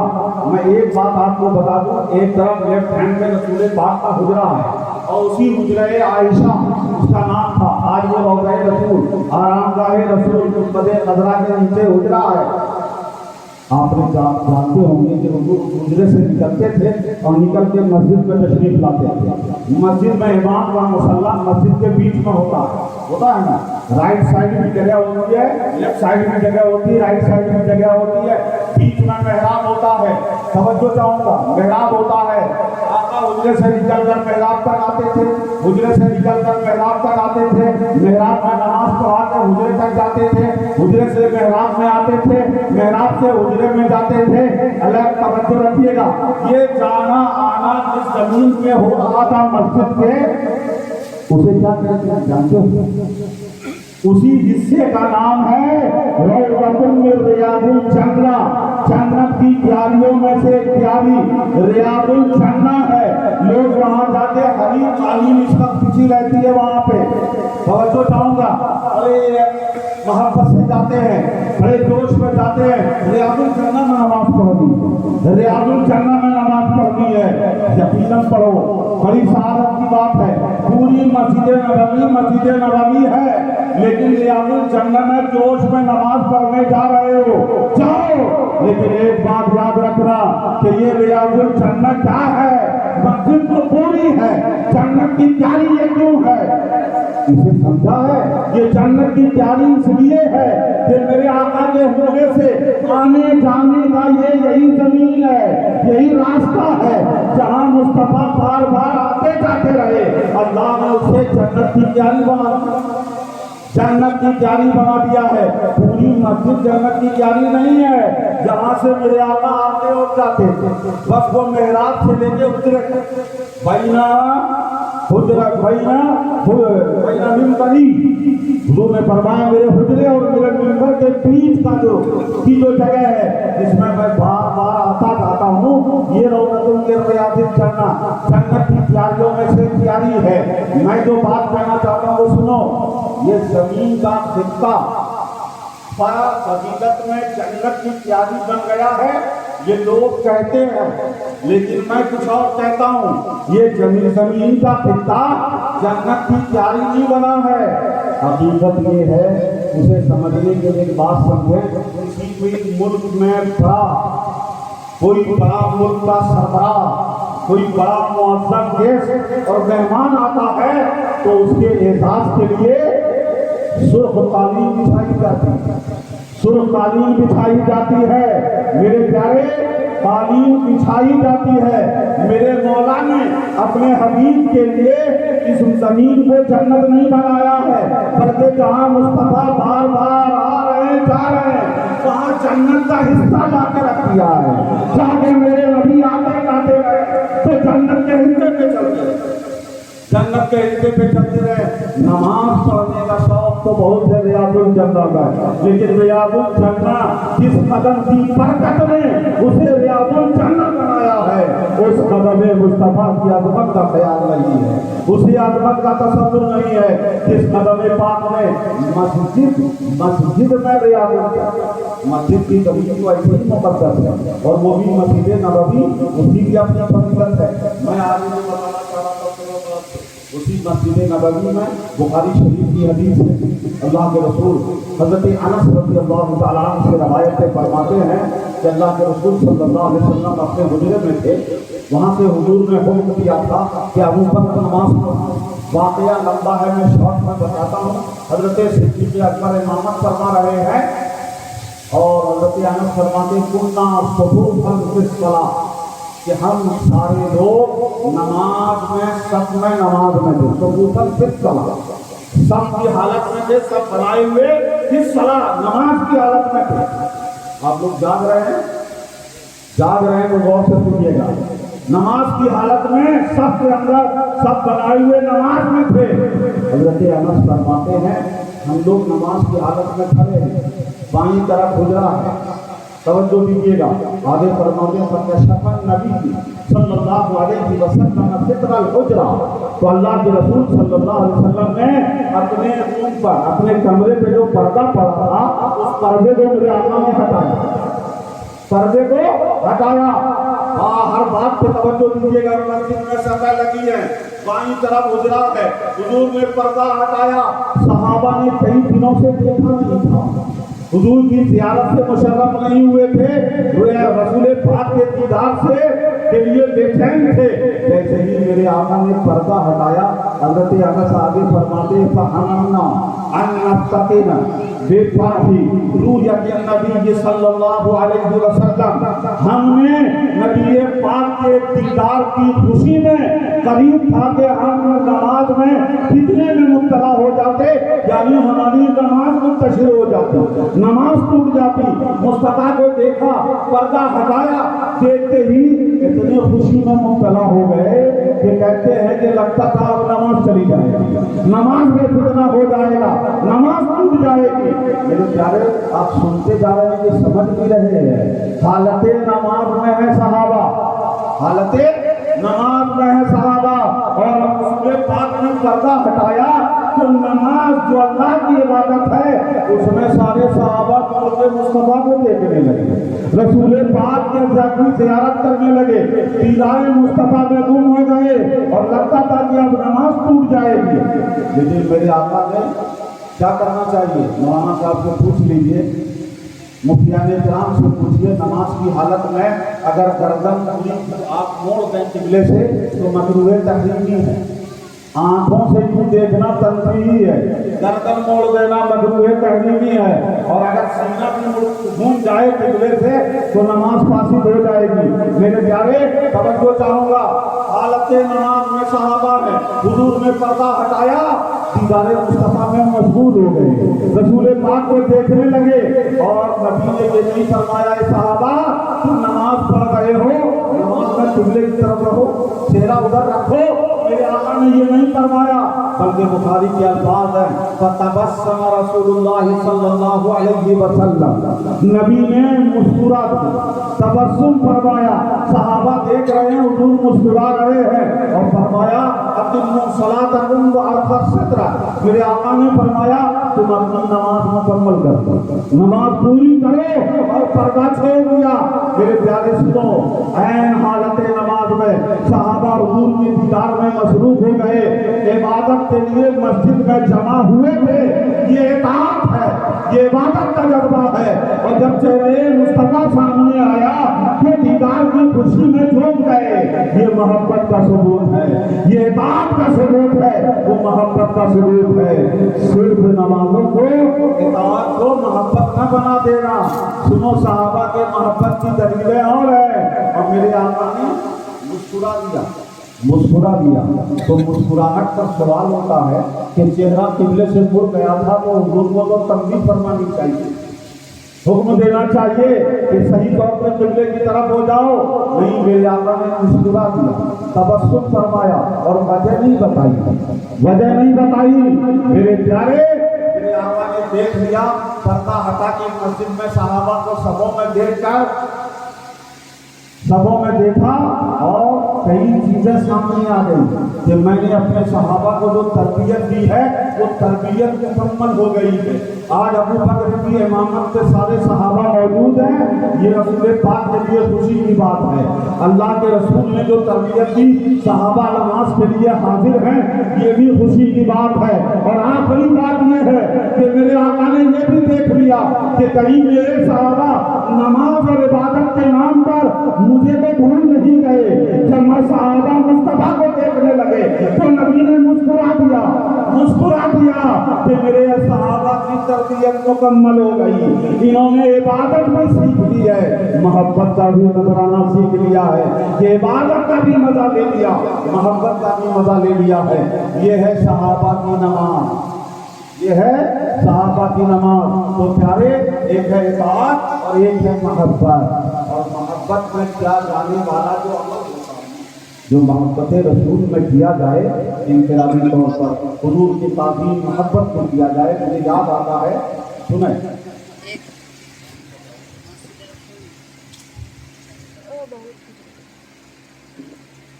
ایک عظیم بڑے عالم ہیں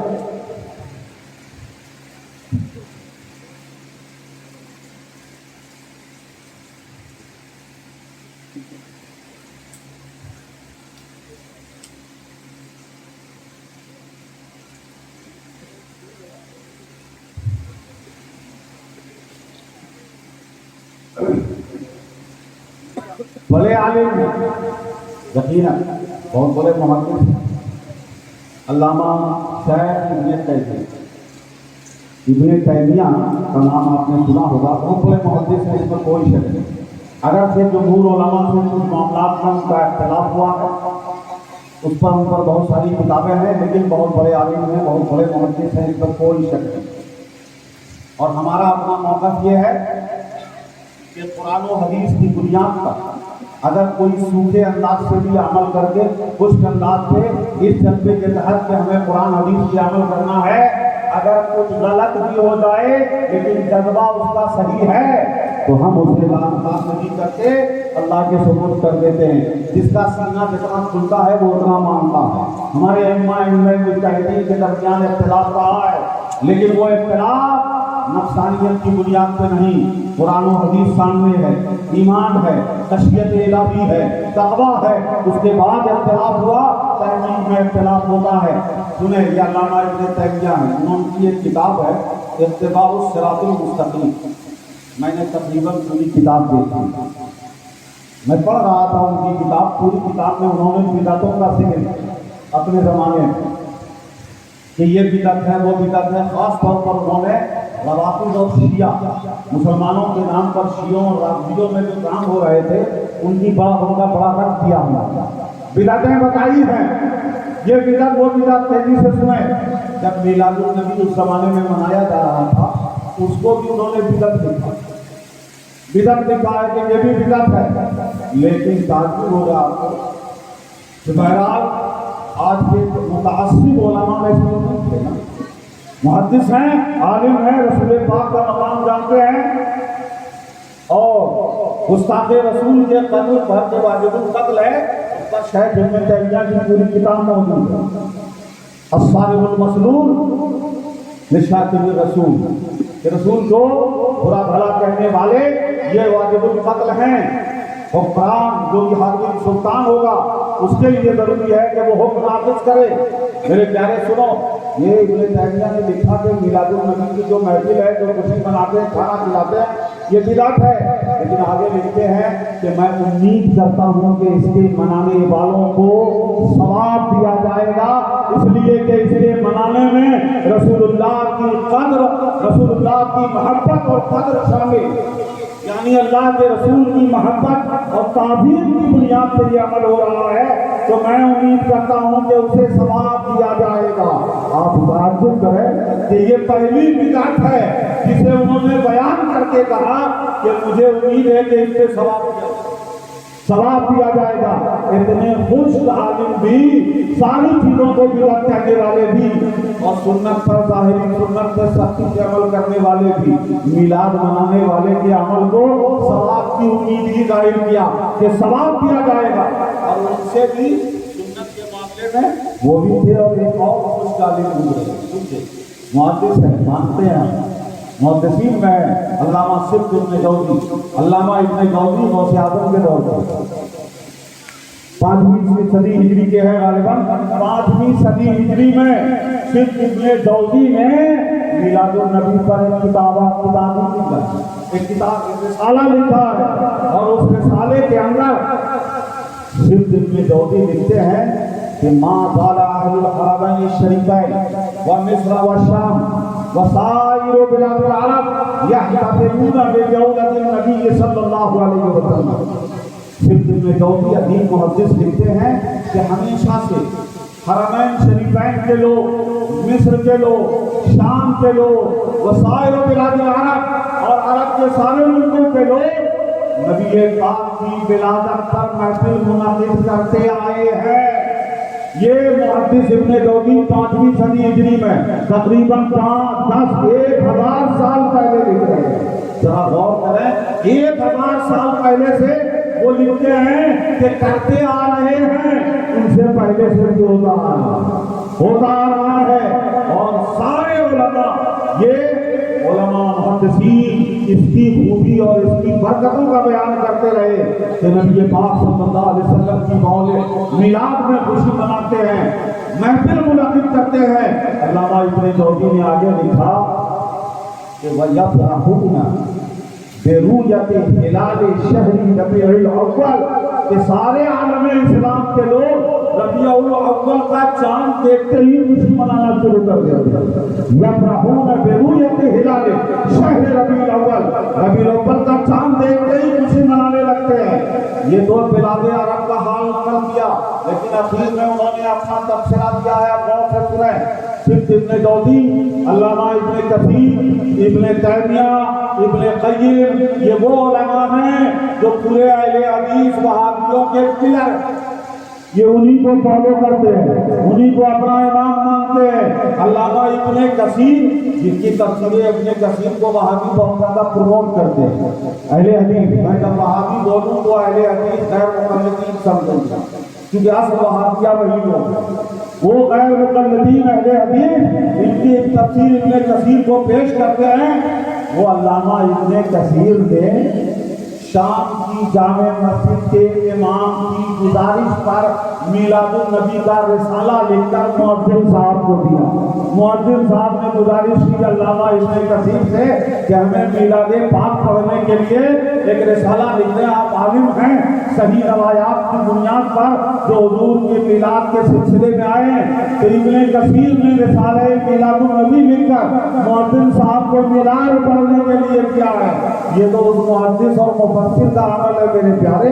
اور پھر ابن جوزی نے اخیر میں، علامہ ابن جوزی لکھتے ہیں کہ یہ محفل بناتے ہیں، چاند دیکھتے ہی خوشی کا اظہار کرنے لگ جاتے ہیں، اور لکھتے ہیں وَيَنَالُونَ بِذَلِكَ أَجْرًا جَزِيلًا وَفَوْزًا عَظِيمًا، کہ یہ میلاد النبی منا کر يَنَالُونَ بِذَلِكَ، اس کے سبب سے یہ لوگ حاصل کرتے ہیں اجرًا جزیلا، بے پناہ ثواب حاصل کرتے ہیں، وَفَوْزًا عَظِيمًا، اور بڑی کامیابی حاصل کرتے ہیں کہ میلاد النبی منا کر اجر جزیل اور فوز عظیم کا اعلان علامہ ابن جوزی کر رہے ہیں۔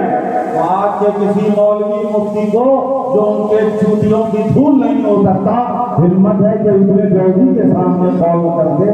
ابن تیمیہ جو سوال کی کہتے ہیں، ابن کثیر جو رسالہ لکھ رہے ہیں، تو میرے پیارے بات یہ کرنا ہے کہ رسول پاک صلی اللہ علیہ وسلم کی ولادت کی خوشی منانا یقیناً اہل اسلام کے لیے سعادت کی بات ہے، فضیلت کی بات ہے، بات بہت سی ہے۔ میں نے آیت کریمہ کی تلاوت کا شرف حاصل کیا ہے۔ اللہ تعالیٰ ارشاد فرماتا قل بفضل اللہ وبرحمتہ فبذلک فلیفرحوا ھو خیر مما یجمعون۔ تھوڑی دیر غور سے سن لیجیے، قرآن پاک کی آیت کریمہ اللہ پاک سورہ یونس کی آیت ہے۔ اللہ پاک ارشاد فرماتا ہے بولیے اے نبی آپ کہتے ہیں بفضل اللہ، اللہ کے فضل پر، ورحمتہ اور اللہ کی رحمت پر، فلیفرحوا، ایمان والوں کو خوشی منانا چاہیے، فرح ہونا چاہیے، اللہ کے فضل و رحمت پر خوشی منانا چاہیے۔ وَهُوَ خَيْرٌ مِّمَّا يَجْمَعُونَ، اور یہ خوشی منانا اس کی جمع پونجی سے بہتر ہے، وہ جو اپنے دنیا کے لیے جمع کرتے ہیں اس سے بہتر ہے۔ یہ قرآن میں حکم ہے میرے پیارے۔ اب ایک سوال پیدا ہوگا کہ اللہ کی رحمت اس کے فضل پر خوشی منائے، تو یہ تو دکھتا نہیں ہے، اس کو دکھانے کے لیے مجھے بڑا لمبا سفر کرنا پڑے گا میرے پیارے۔ میں تھوڑی سی توجہ دلا کر اپنی بات کو سمیٹنے کی کوشش کروں گا کہ اللہ تعالیٰ نے فرمایا کہ اللہ کے فضل و رحمت پر ایمان والے فرح منائیں، خوشی منائیں۔ یہ فضل و رحمت سے مراد मुफस्सिरीन फरमाते हैं कि कुरान है, कुरान अल्लाह का फज़ल और उसकी रहमत से मुराद इस आयत में कुरान है, ये फरमाए मुफस्सिरीन किराम फरमाते हैं। लेकिन आप कुर्बान जाएं, ये जो लोग बोलेंगे आपको, ये भी एक धोखा है। मैंने अभी फिकरपुर में तफसील से अवाम को समझाया है कि सुनो, कोई भी आयत जब नाज़िल होती है तो उस आयत का एक पस मंज़र होता है, एक बैकग्राउंड होता है, जिसे शान नुज़ूल कहते हैं कि किस सिलसिले में आयत नाज़िल हुई। लेकिन मेरे प्यारे इतना याद रखना कि आयत जब किसी सिलसिले में नाज़िल हो जाए तो जिस सिलसिले में नाज़िल हो जाए वो उसके लिए भी है, और आयत के अंदर जो कलिमा है, जो बात है, वो बात जितनी चीज़ों को शामिल हो जाए सबके लिए वही हुक्म है। अगर मेरी बात समझ गए तो सुन लें। कुरान के बारे में, कुरान का जिक्र होते हुए अल्लाह ने फरमाया, अल्लाह के फज़ल और रहमत पर लोगों को खुश होना चाहिए। ये सच है कि कुरान अल्लाह का फज़ल है, उसकी रहमत है, उस पर खुशी मनाना चाहिए। लेकिन अल्लाह तबारक व तआला ने मेरे प्यारे कुरान पर खुशी मनाने के लिए कुरान कहकर नहीं कहा कि कुरान पे खुशी मनाना चाहिए, कलामुल्लाह पे खुशी मनाना चाहिए, अल्लाह की किताब पे खुशी मनाना चाहिए, ये नहीं कहा, ताकि ऐसा कलेमा लाया है कि उस कलेमे में कुरान भी आ जाए और अल्लाह के जितने फज़ल और रहमत है सब आ जाए। अल्लाह ने फरमाया उसके फज़ल और रहमत पर खुशी मनाओ। कुरान भी अल्लाह का फज़ल है, उसकी रहमत है, उस पर भी खुशी मनाओ। और मैं तो कहता हूँ इसी आयत से दलालतुन नस की बुनियाद पर तेजी से बात रख लें। कुरान में जो लफ्ज़ होता है ना, लफ्ज़ एक तो उसका पस मंज़र है कि किसके बारे में है, और एक वो ज़बान का लैंग्वेज का एक लफ्ज़ है, वर्ड है, उसका डिक्शनरी में माना है। उस माना के एतबार से जितनी चीज़ों को शामिल हो जाए वो दलालतुन नस कहलाता है। कुरान का माना समझने के लिए 4 एंगल होते हैं, इबारतुन नस, दलालतुन नस, इशारतुन नस, इक़्तिदाउन नस। ये उलमा की तालीम में एक आयत से 4 एंगल से माना निकलते हैं। ये लोग धोखा देते हैं कि इस बारे में, ये तो कुरान के बारे में आया है, यकीनन कुरान के बारे में आया है। इबारतुन नस कुरान के लिए हो, सारा शान नुज़ूल कुरान के लिए हो, लेकिन कुरान का दलालतुन नस बता रहा है कि जो भी अल्लाह का फज़ल हो, अल्लाह की रहमत हो, उसमें खुशी मनाना चाहिए। हद तो यह है कि मेरे प्यारे, अगर आपका बच्चा आपके घर में पैदा होता है, बेटी रहमत बनकर पैदा होती है, बेटा अल्लाह का फज़ल है, आप फज़ल इलाही समझकर खुशी मनाएं तो ये भी कुरान के हुक्म पे अमल होगा। बेटी को रहमत समझ के मनाएं, ये भी कुरान पर अमल होगा, इसलिए कि ये अल्लाह का फज़ल और रहमत है। तो ये और बात है कि बेटा और बेटी, माल और दौलत, ये अल्लाह का फज़ल और रहमत फज़ल है, उसकी रहमत है। ये औलाद किसी के लिए पर्सनल फज़ल और रहमत है, घर के लिए फज़ल और रहमत है, और मुस्तफा सिर्फ घर और खानदान के लिए नहीं, वमा अर्सलनाका इल्ला रहमतन लिल आलमीन, सारे आलम के लिए रहमत बनाकर भेजे गए। तो जब इस फज़ल और रहमत पे औलाद जैसे फज़ल और रहमत पे उलमा फरमाते खुशी मनाना इसी आयत से साबित है। बेटी को रसूल ने रहमत कहा, बेटी पैदा हुई खुश होते हैं, जो अल्लाह की रहमत से खुशी है, इसी आयत से और हदीस से साबित है। तो जब बेटे और बेटी को फज़ल और रहमत मानकर खुशी बनाना जायज़ होगा तो उससे सारे जहां के लिए रहमत है, उन पर खुशी मनाना कितना बड़ी रहमत से खुशी है, कितनी सआदत की बात होगी। और ये मैं नहीं कहता मेरे प्यारे, मौलाना अशरफ अली थानवी ने पूरे चैलेंज से कहता हूँ, मौलाना अशरफ अली थानवी साहब ने इसी आयत को जिक्र करने के बाद लिखा कि अगरचे ये आयत कुरान के बारे में नाजिल हुई है, मगर रसूलुल्लाह की ज़ात और रिसालत की ज़ात तमाम फज़ल और रहमत का असले मवाद है। तो रसूल जब कुरान पे खुशी मनाया जा सकता है तो रसूल पाक की विलादत पे खुशी मनाना जितना मनाए कम, जितना मनाए कम है। इस आयत से कि जब कुरान फज़ल और रहमत है तो रसूल तो उससे बड़े फज़ल और रहमत है, फज़ल भी है।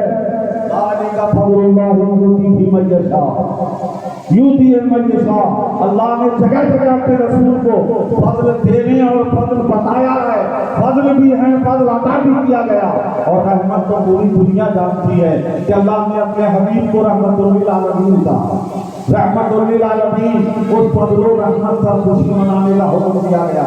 میرے پیارے، ایک بات آپ کو سمجھانا چاہتا ہوں، میں سمجھا کے اگر سمجھا گیا اور آپ سمجھ گئے تو بہت بڑی بات ہوگی میرے پیارے۔ پہلے کوئی بات سن لیں، قرآن میں اللہ نے فرمایا ہے کہ اللہ کے فضل اور اس کی رحمت پر فرح مناؤ، فرح کیا ہے؟ فرح مناؤ، خوشیاں مناؤ۔ قرآن بھی فضل ہے۔ ایک یہودی نے حضرت عمر سے کہا، بات سن لیں، ایک یہودی نے حضرت عمر سے کہا کہ اے عمر، تمہارے قرآن میں ایک ایسی آیت ہے کہ اگر یہ آیت ہم یہودیوں کو مل جاتی نا تو ہم اس دن کو عید کا دن بنا لیتے۔ کیا بولی؟ اس دن کو عید کا دن بنا لیتے۔ عید بنا دو گا میرے پیارے۔ یہودی نے کہا کہ اگر وہ آیت مل جاتی میرے پاس ہوتی، یہودیوں کو آتی، تو اس آیت کے نازل ہونے کے دن کو ہم عید کا دن بنا لیتے۔ حضرت عمر نے فرمایا کون سی آیت ہے بتاؤ؟ تو کہا کہ اللہ، یہ مسلمانوں کے لیے ایسی آیت نازل ہوئی ہے کہ رب نے فرمایا اليوم اکملت لکم دینکم واتممت علیکم نعمتی ورضیت لکم الاسلام دینا۔ اللہ نے یہ آیت جو نازل کی ہے نا کہ آج تمہارے دین کو مکمل کر دیا، تم پر میں نے اپنی نعمتیں پوری کر دی ہیں، اور میں تم سے اسلام کو دین کے طور پر راضی ہو گیا، یعنی تم اسلام کو اپنائے رہو، تم میری رضا حاصل کر دو گے۔ اللہ نے یہ سند مسلمانوں کو دے دی کہ تمہارا دین مکمل، تم پر نعمت مکمل۔ اگر یہ آیت اللہ یہودیوں کو دیتا تو ہم یہودی اسے آیت کے دن کو عید کا دن بنا لیتے۔ توجہ چاہوں گا، کیا بنا لیتے؟ عید کا دن بنا لیتے۔ حضرت عمر نے سنا، اور سننے کے بعد جو جواب دیا سنے، حضرت عمر فاروق نے یہ نہیں کہا ہے یہودی ہم لوگ دو عید کے علاوہ تیسری عید نہیں مناتے۔ یہ حضرت عمر نے نہیں سمجھایا کہ ہم دو عیدیں ہیں تیسری عید نہیں مناتے۔ عید کو ریجیکٹ نہیں کیا عمر نے، فرمایا اے یہودی، میں جانتا ہوں اس جگہ کو بھی اور اس دن کو بھی جس دن یہ آیت نازل ہوئی ہے، میں اس جگہ کو بھی جانتا ہوں، اس دن کو بھی جانتا ہوں۔ یہ جملے میں حضرت عمر نے جواب دے دیا کہ جو تم کہنا چاہتے ہو نا، اللہ نے خود اس آیت کے نازل کرنے کے لیے ایسی جگہ، ایسا دن مقرر کیا کہ وہ دن قیامت تک کے لیے تاریخی دن بن گیا ہے۔ اور جانتے وہ کون سا دن ہے؟ وہ میدان عرفات میں رسول اللہ نے جو خطبہ دیا، جمعہ کا دن تھا، عرفات کا دن تھا، جبل رحمت پہ کھڑے ہو کر مصطفیٰ نے خطبہ دیا، اور اسی دن یہ آیت نازل ہوئی ہے۔ بتاؤ اس سے بڑا دن کون سا دن ہوگا؟ جمعہ کا دن تھا، عرفہ کا دن تھا، میدان عرفات میں ہے۔ وہ دن تو ایسے ہی رجسٹرڈ ہے، اس آیت کی یادگار دن ہے۔ یہودی کو حضرت عمر نے جواب دے دیا جمعہ عید المومنین، عرفہ پوری دن پورے مومنوں کے لیے برکت کا دن ہے، اور میں جبل رحمت ہے، میدان عرفات ہے، حج کا رکن اعظم ہے، اب اس سے بڑا کون سا دن ہوگا؟ تو اللہ نے اس آیت کے لیے دن بنانے کی ضرورت نہیں ہے، آیت یہی ایسے دن ہے جس سے بڑا کوئی دن نہیں تھا، عظیم دن حج کے دن عطا فرمایا ہے۔ میرے پیارے، پتا چلا کہ حضرت عمر نے، یہودی نے کہا عید کا دن بنا دیتے، تو حضرت عمر نے اس کی عظمت ظاہر کر دی کہ وہ دن بڑا دن ہے، وہ عظیم دن ہے، عید کو ریجیکٹ نہیں کیا ہے۔ تو میرے پیارے، یہ اللہ کے رسول صلی اللہ علیہ وسلم کی ولادت کا دن جو مناتے ہیں تو اس میں فضل و رحمت پر فرح اور مل جائے۔ ایک بات بتا ذرا غور میں، فرح عربی زبان میں سرور کے معنی میں خوشی ہوتی ہے۔ سرور کہتے ہیں نا، وہ بہت مسرور ہے، بڑا خوش ہے۔ تو سرور کے معنی میں خوشی ہے، فرح کے معنی میں خوشی ہے، اور بھی بہت سے الفاظ ہیں، بہجت کے معنی میں خوشی ہے، بہت سارے الفاظ ہیں، لیکن اللہ نے فرمایا کہ اللہ کے فضل و رحمت پر فرح نہ ہو، فرح۔ اور آپ کو حیرت ہوگی کہ اسی قرآن میں اللہ نے کہا ہے ان اللہ لا یحب الفرحین، اللہ فرق کرنے والے کو پسند نہیں فرماتا ہے. ایک طرف رب کہتا ہے اللہ فرق کرنے والے کو پسند نہیں کرتا اور دوسری طرف فرماتا ہے فضل و رحمت میں فرق کرو. بات کیا ہے پہلے سمجھ لیں فرق کسے کہتے ہیں. کچھ لوگ خوشی میں کہتے ہیں آپے سے باہر ہو جاتے ہیں, خوشی میں پائجامے سے باہر ہو جاتے ہیں. یہ آپے سے باہر ہونا, کچھ لوگ خوشی میں ان کے اندر عقل آ جاتی ہے, غرور آتا ہے, تکبر اور گھمنڈ آتا ہے. یعنی کوئی نعمت مل جائے تو گھمنڈ آ جائے. ایسی خوشی جس میں گھمنڈ آ جائے, جس میں غرور آ جائے, جس میں تکبر آ جائے, اسے فرح کہتے ہیں. مولا نے کہا اللہ فرح کو پسند نہیں کرتا ہے. رب کی نعمت پر خوش رہو, خوشی مناؤ, لیکن گھمنڈ نہ آنے پائے, غرور نہ آنے پائے, تکبر نہ آنے پائے. ہاں ایک چیز ایسی ہے کہ اگر اللہ کا فضل و رحمت قرآن کی شکل میں ہو یا مصطفیٰ کی شکل میں ہو تو ایسی خوشی مناؤ کہ گھمنڈ آ جائے, غرور دکھاؤ, گھمنڈ والی خوشی مناؤ. اس لیے کہ گھمنڈ خوشی میں گھمنڈ, اگر ذاتی نعمت پر آپ کو ذاتی طور پر کوئی نعمت حاصل ہو تو مل جائے اور آپ اگر گھمنڈ دکھاتے ہیں تو دوسرے کا دل ٹوٹے گا, دوسرے کو تکلیف ہوگی. لیکن اگر قرآن کے گھمنڈ کرو گے تو کسی مسلمان کو تکلیف تو نہیں ہوگی. رسول پاک کے غرور کرو گے کسی مسلمان کو تکلیف نہیں ہوگی. تو سنو, اللہ کے فضل و رحمت پر ایسی خوشی مناؤ, سینہ تان کے خوشی مناؤ, گھمنڈ و غرور کا اظہار کرتے ہوئے خوشی مناؤ, بل یفرحوا, فرح مناؤ. اور ایسی خوشی مناؤ, یہ سوچ کے مناؤ کہ ہوگا خیر مما یجمعون, کہ یہ خوشی منانا تمہاری پراپرٹی, جائیداد, بیلنس سے بھی تمہاری پونجی سے زیادہ بہتر ہے. اللہ کے فضل پر خوشی منانا, اللہ کے فضل پر خوشی منانا. قل بفضل اللہ وبرحمتہ فبذلک فلیفرحوا, کہہ دیجیے کہ اللہ کے فضل و رحمت پر مسلمان خوشی منائیں. یہ اس پونجی سے بہتر ہے جو تم جمع کرتے ہو. میں سمجھتا ہوں بات بہت دیر ہو گئی ہے, اب آگے دوسری بات کرنے میں مجھے بڑا لمبا ٹائم لگ جائے گا. میں ایک بات پیش کر دوں گا, مجھے آج ہی اچانک بات ذہن میں پہلے سے تو آ رہی ہے, بہت پرانی بات ہے, ہر سال سنتا رہتا ہوں. میرے یہاں ایک صاحب آج بھی آ کے بیٹھ کے بولے کہ ہاں آج جو ہے رسول پاک کا جنم دن بھی ہے, پیدائش کا دن بھی ہے, اور آپ کے وصال کا دن, آپ کے وصال, حاجی حضور کا انتقال اور وصال بھی 12 ربیع الاول شریف کو ہوا ہے. تو مطلب یہ ہے, یہ بتانا چاہتے ہیں کہ معاذ اللہ نبی کے وصال کے دن تم لوگ خوشی مناتے ہو, نبی کے وصال کے دن تم لوگ خوشی مناتے ہو. میرے پیارے سن لو, ایک جملے میں اس پر بولوں تو پوری تقریر رات پر اسی پہ ہو جائے کہ ان کے جاہلانہ سوال کی بخیا اٹھے, تھکیا نگال تھکیا کو اڑا سکتا ہوں. ایک بات سن لو میرے پیارے, ایک بات, مسلمان ہونے کے ناطے اللہ نے, رسول نے خوشی منایا, صحابہ نے خوشی منایا, رسول اللہ نے خوشی منانے کا حکم دیا. توجہ چاہوں گا, کہیں بھی حدیث و قرآن میں بتا دو گے کہ غم منانے کا کوئی حکم دیا گیا, غم منانے کا کوئی حکم دیا گیا ہے. زیادہ سے زیادہ کسی کے گھر میں مر جائے نا, میت ہو جائے تو 3 دن سے زیادہ سوگ منانے کا حکم نہیں ہے. ٹھیک ہے, 3 دن سوگ منانے کا. سب سے لمبی مدت کیا ہے جانتے ہیں؟ کسی کا شوہر مر جائے اور بیوی زندہ ہو, بیوہ ہو گئی ہے, شوہر مر گیا ہے, تو 4 مہینے 10 دن سوگ منانے کا عدت میں بیٹھے گی بیوی, مرے ہوئے شوہر کے سوگ میں.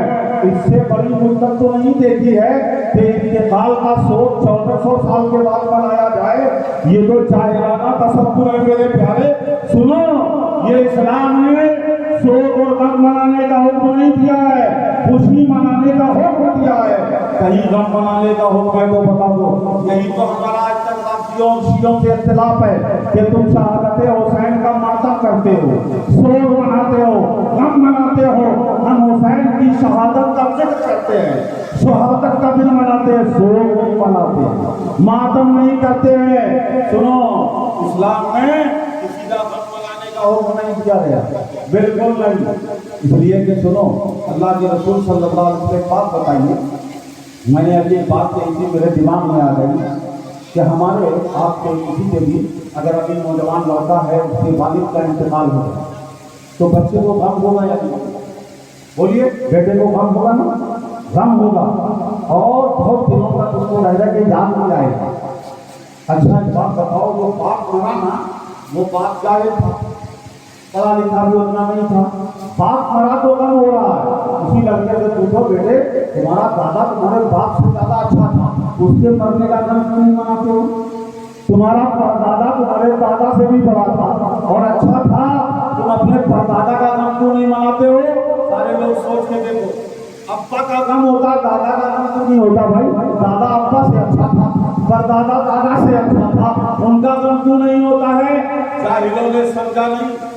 بے وقوفوں، مرنے کے بعد غم جو ہوتا ہے ان لوگوں کو ہوتا ہے جو صحبت سے محروم ہو جاتے ہیں، جنہیں جدائی مل جاتی ہے، ملتے تھے، بیٹھتے تھے، بات کرتے تھے، معاملات کرتے تھے، ان سے کچھ سننے کو ملتا تھا، ہمدردی ملتی تھی۔ تو ابا انتقال کر گئے تو ابا سے بہت سے معاملات جڑے ہوئے تھے، اس لیے غم ہوتا ہے۔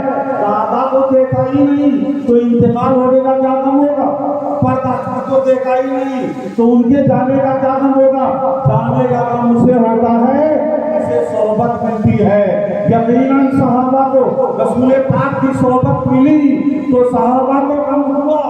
حضرت فاطمہ رضی اللہ تعالیٰ عنہ نے رسول پاک کی وصال پر فرمایا تھا، صحبت علیہ المصائب اللونہا، صحبت علی ایام سن لیالیا، کہ رسول پاک کے وصال پر مجھ پر ایسا غم طاری ہوا ہے کہ اگر یہ غم دن پہ ڈال دیا جائے تو یہ روشن دن اندھیرا ہو جائے، دل پہ تاریخ ہو جائے گا۔ سیدہ کو غم طاری ہوا، اب تو اپنے والد کی شفقت سے محروم ہو گئی، رسول پاک کی محبت سے محروم ہو گئی۔ میرے پیارے، جو محفل میں مجلس میں ان کے صحبت میں ہوتے ہیں، ان کے سامنے کوئی چلا جاتا ہے تو غم ہوتا ہے۔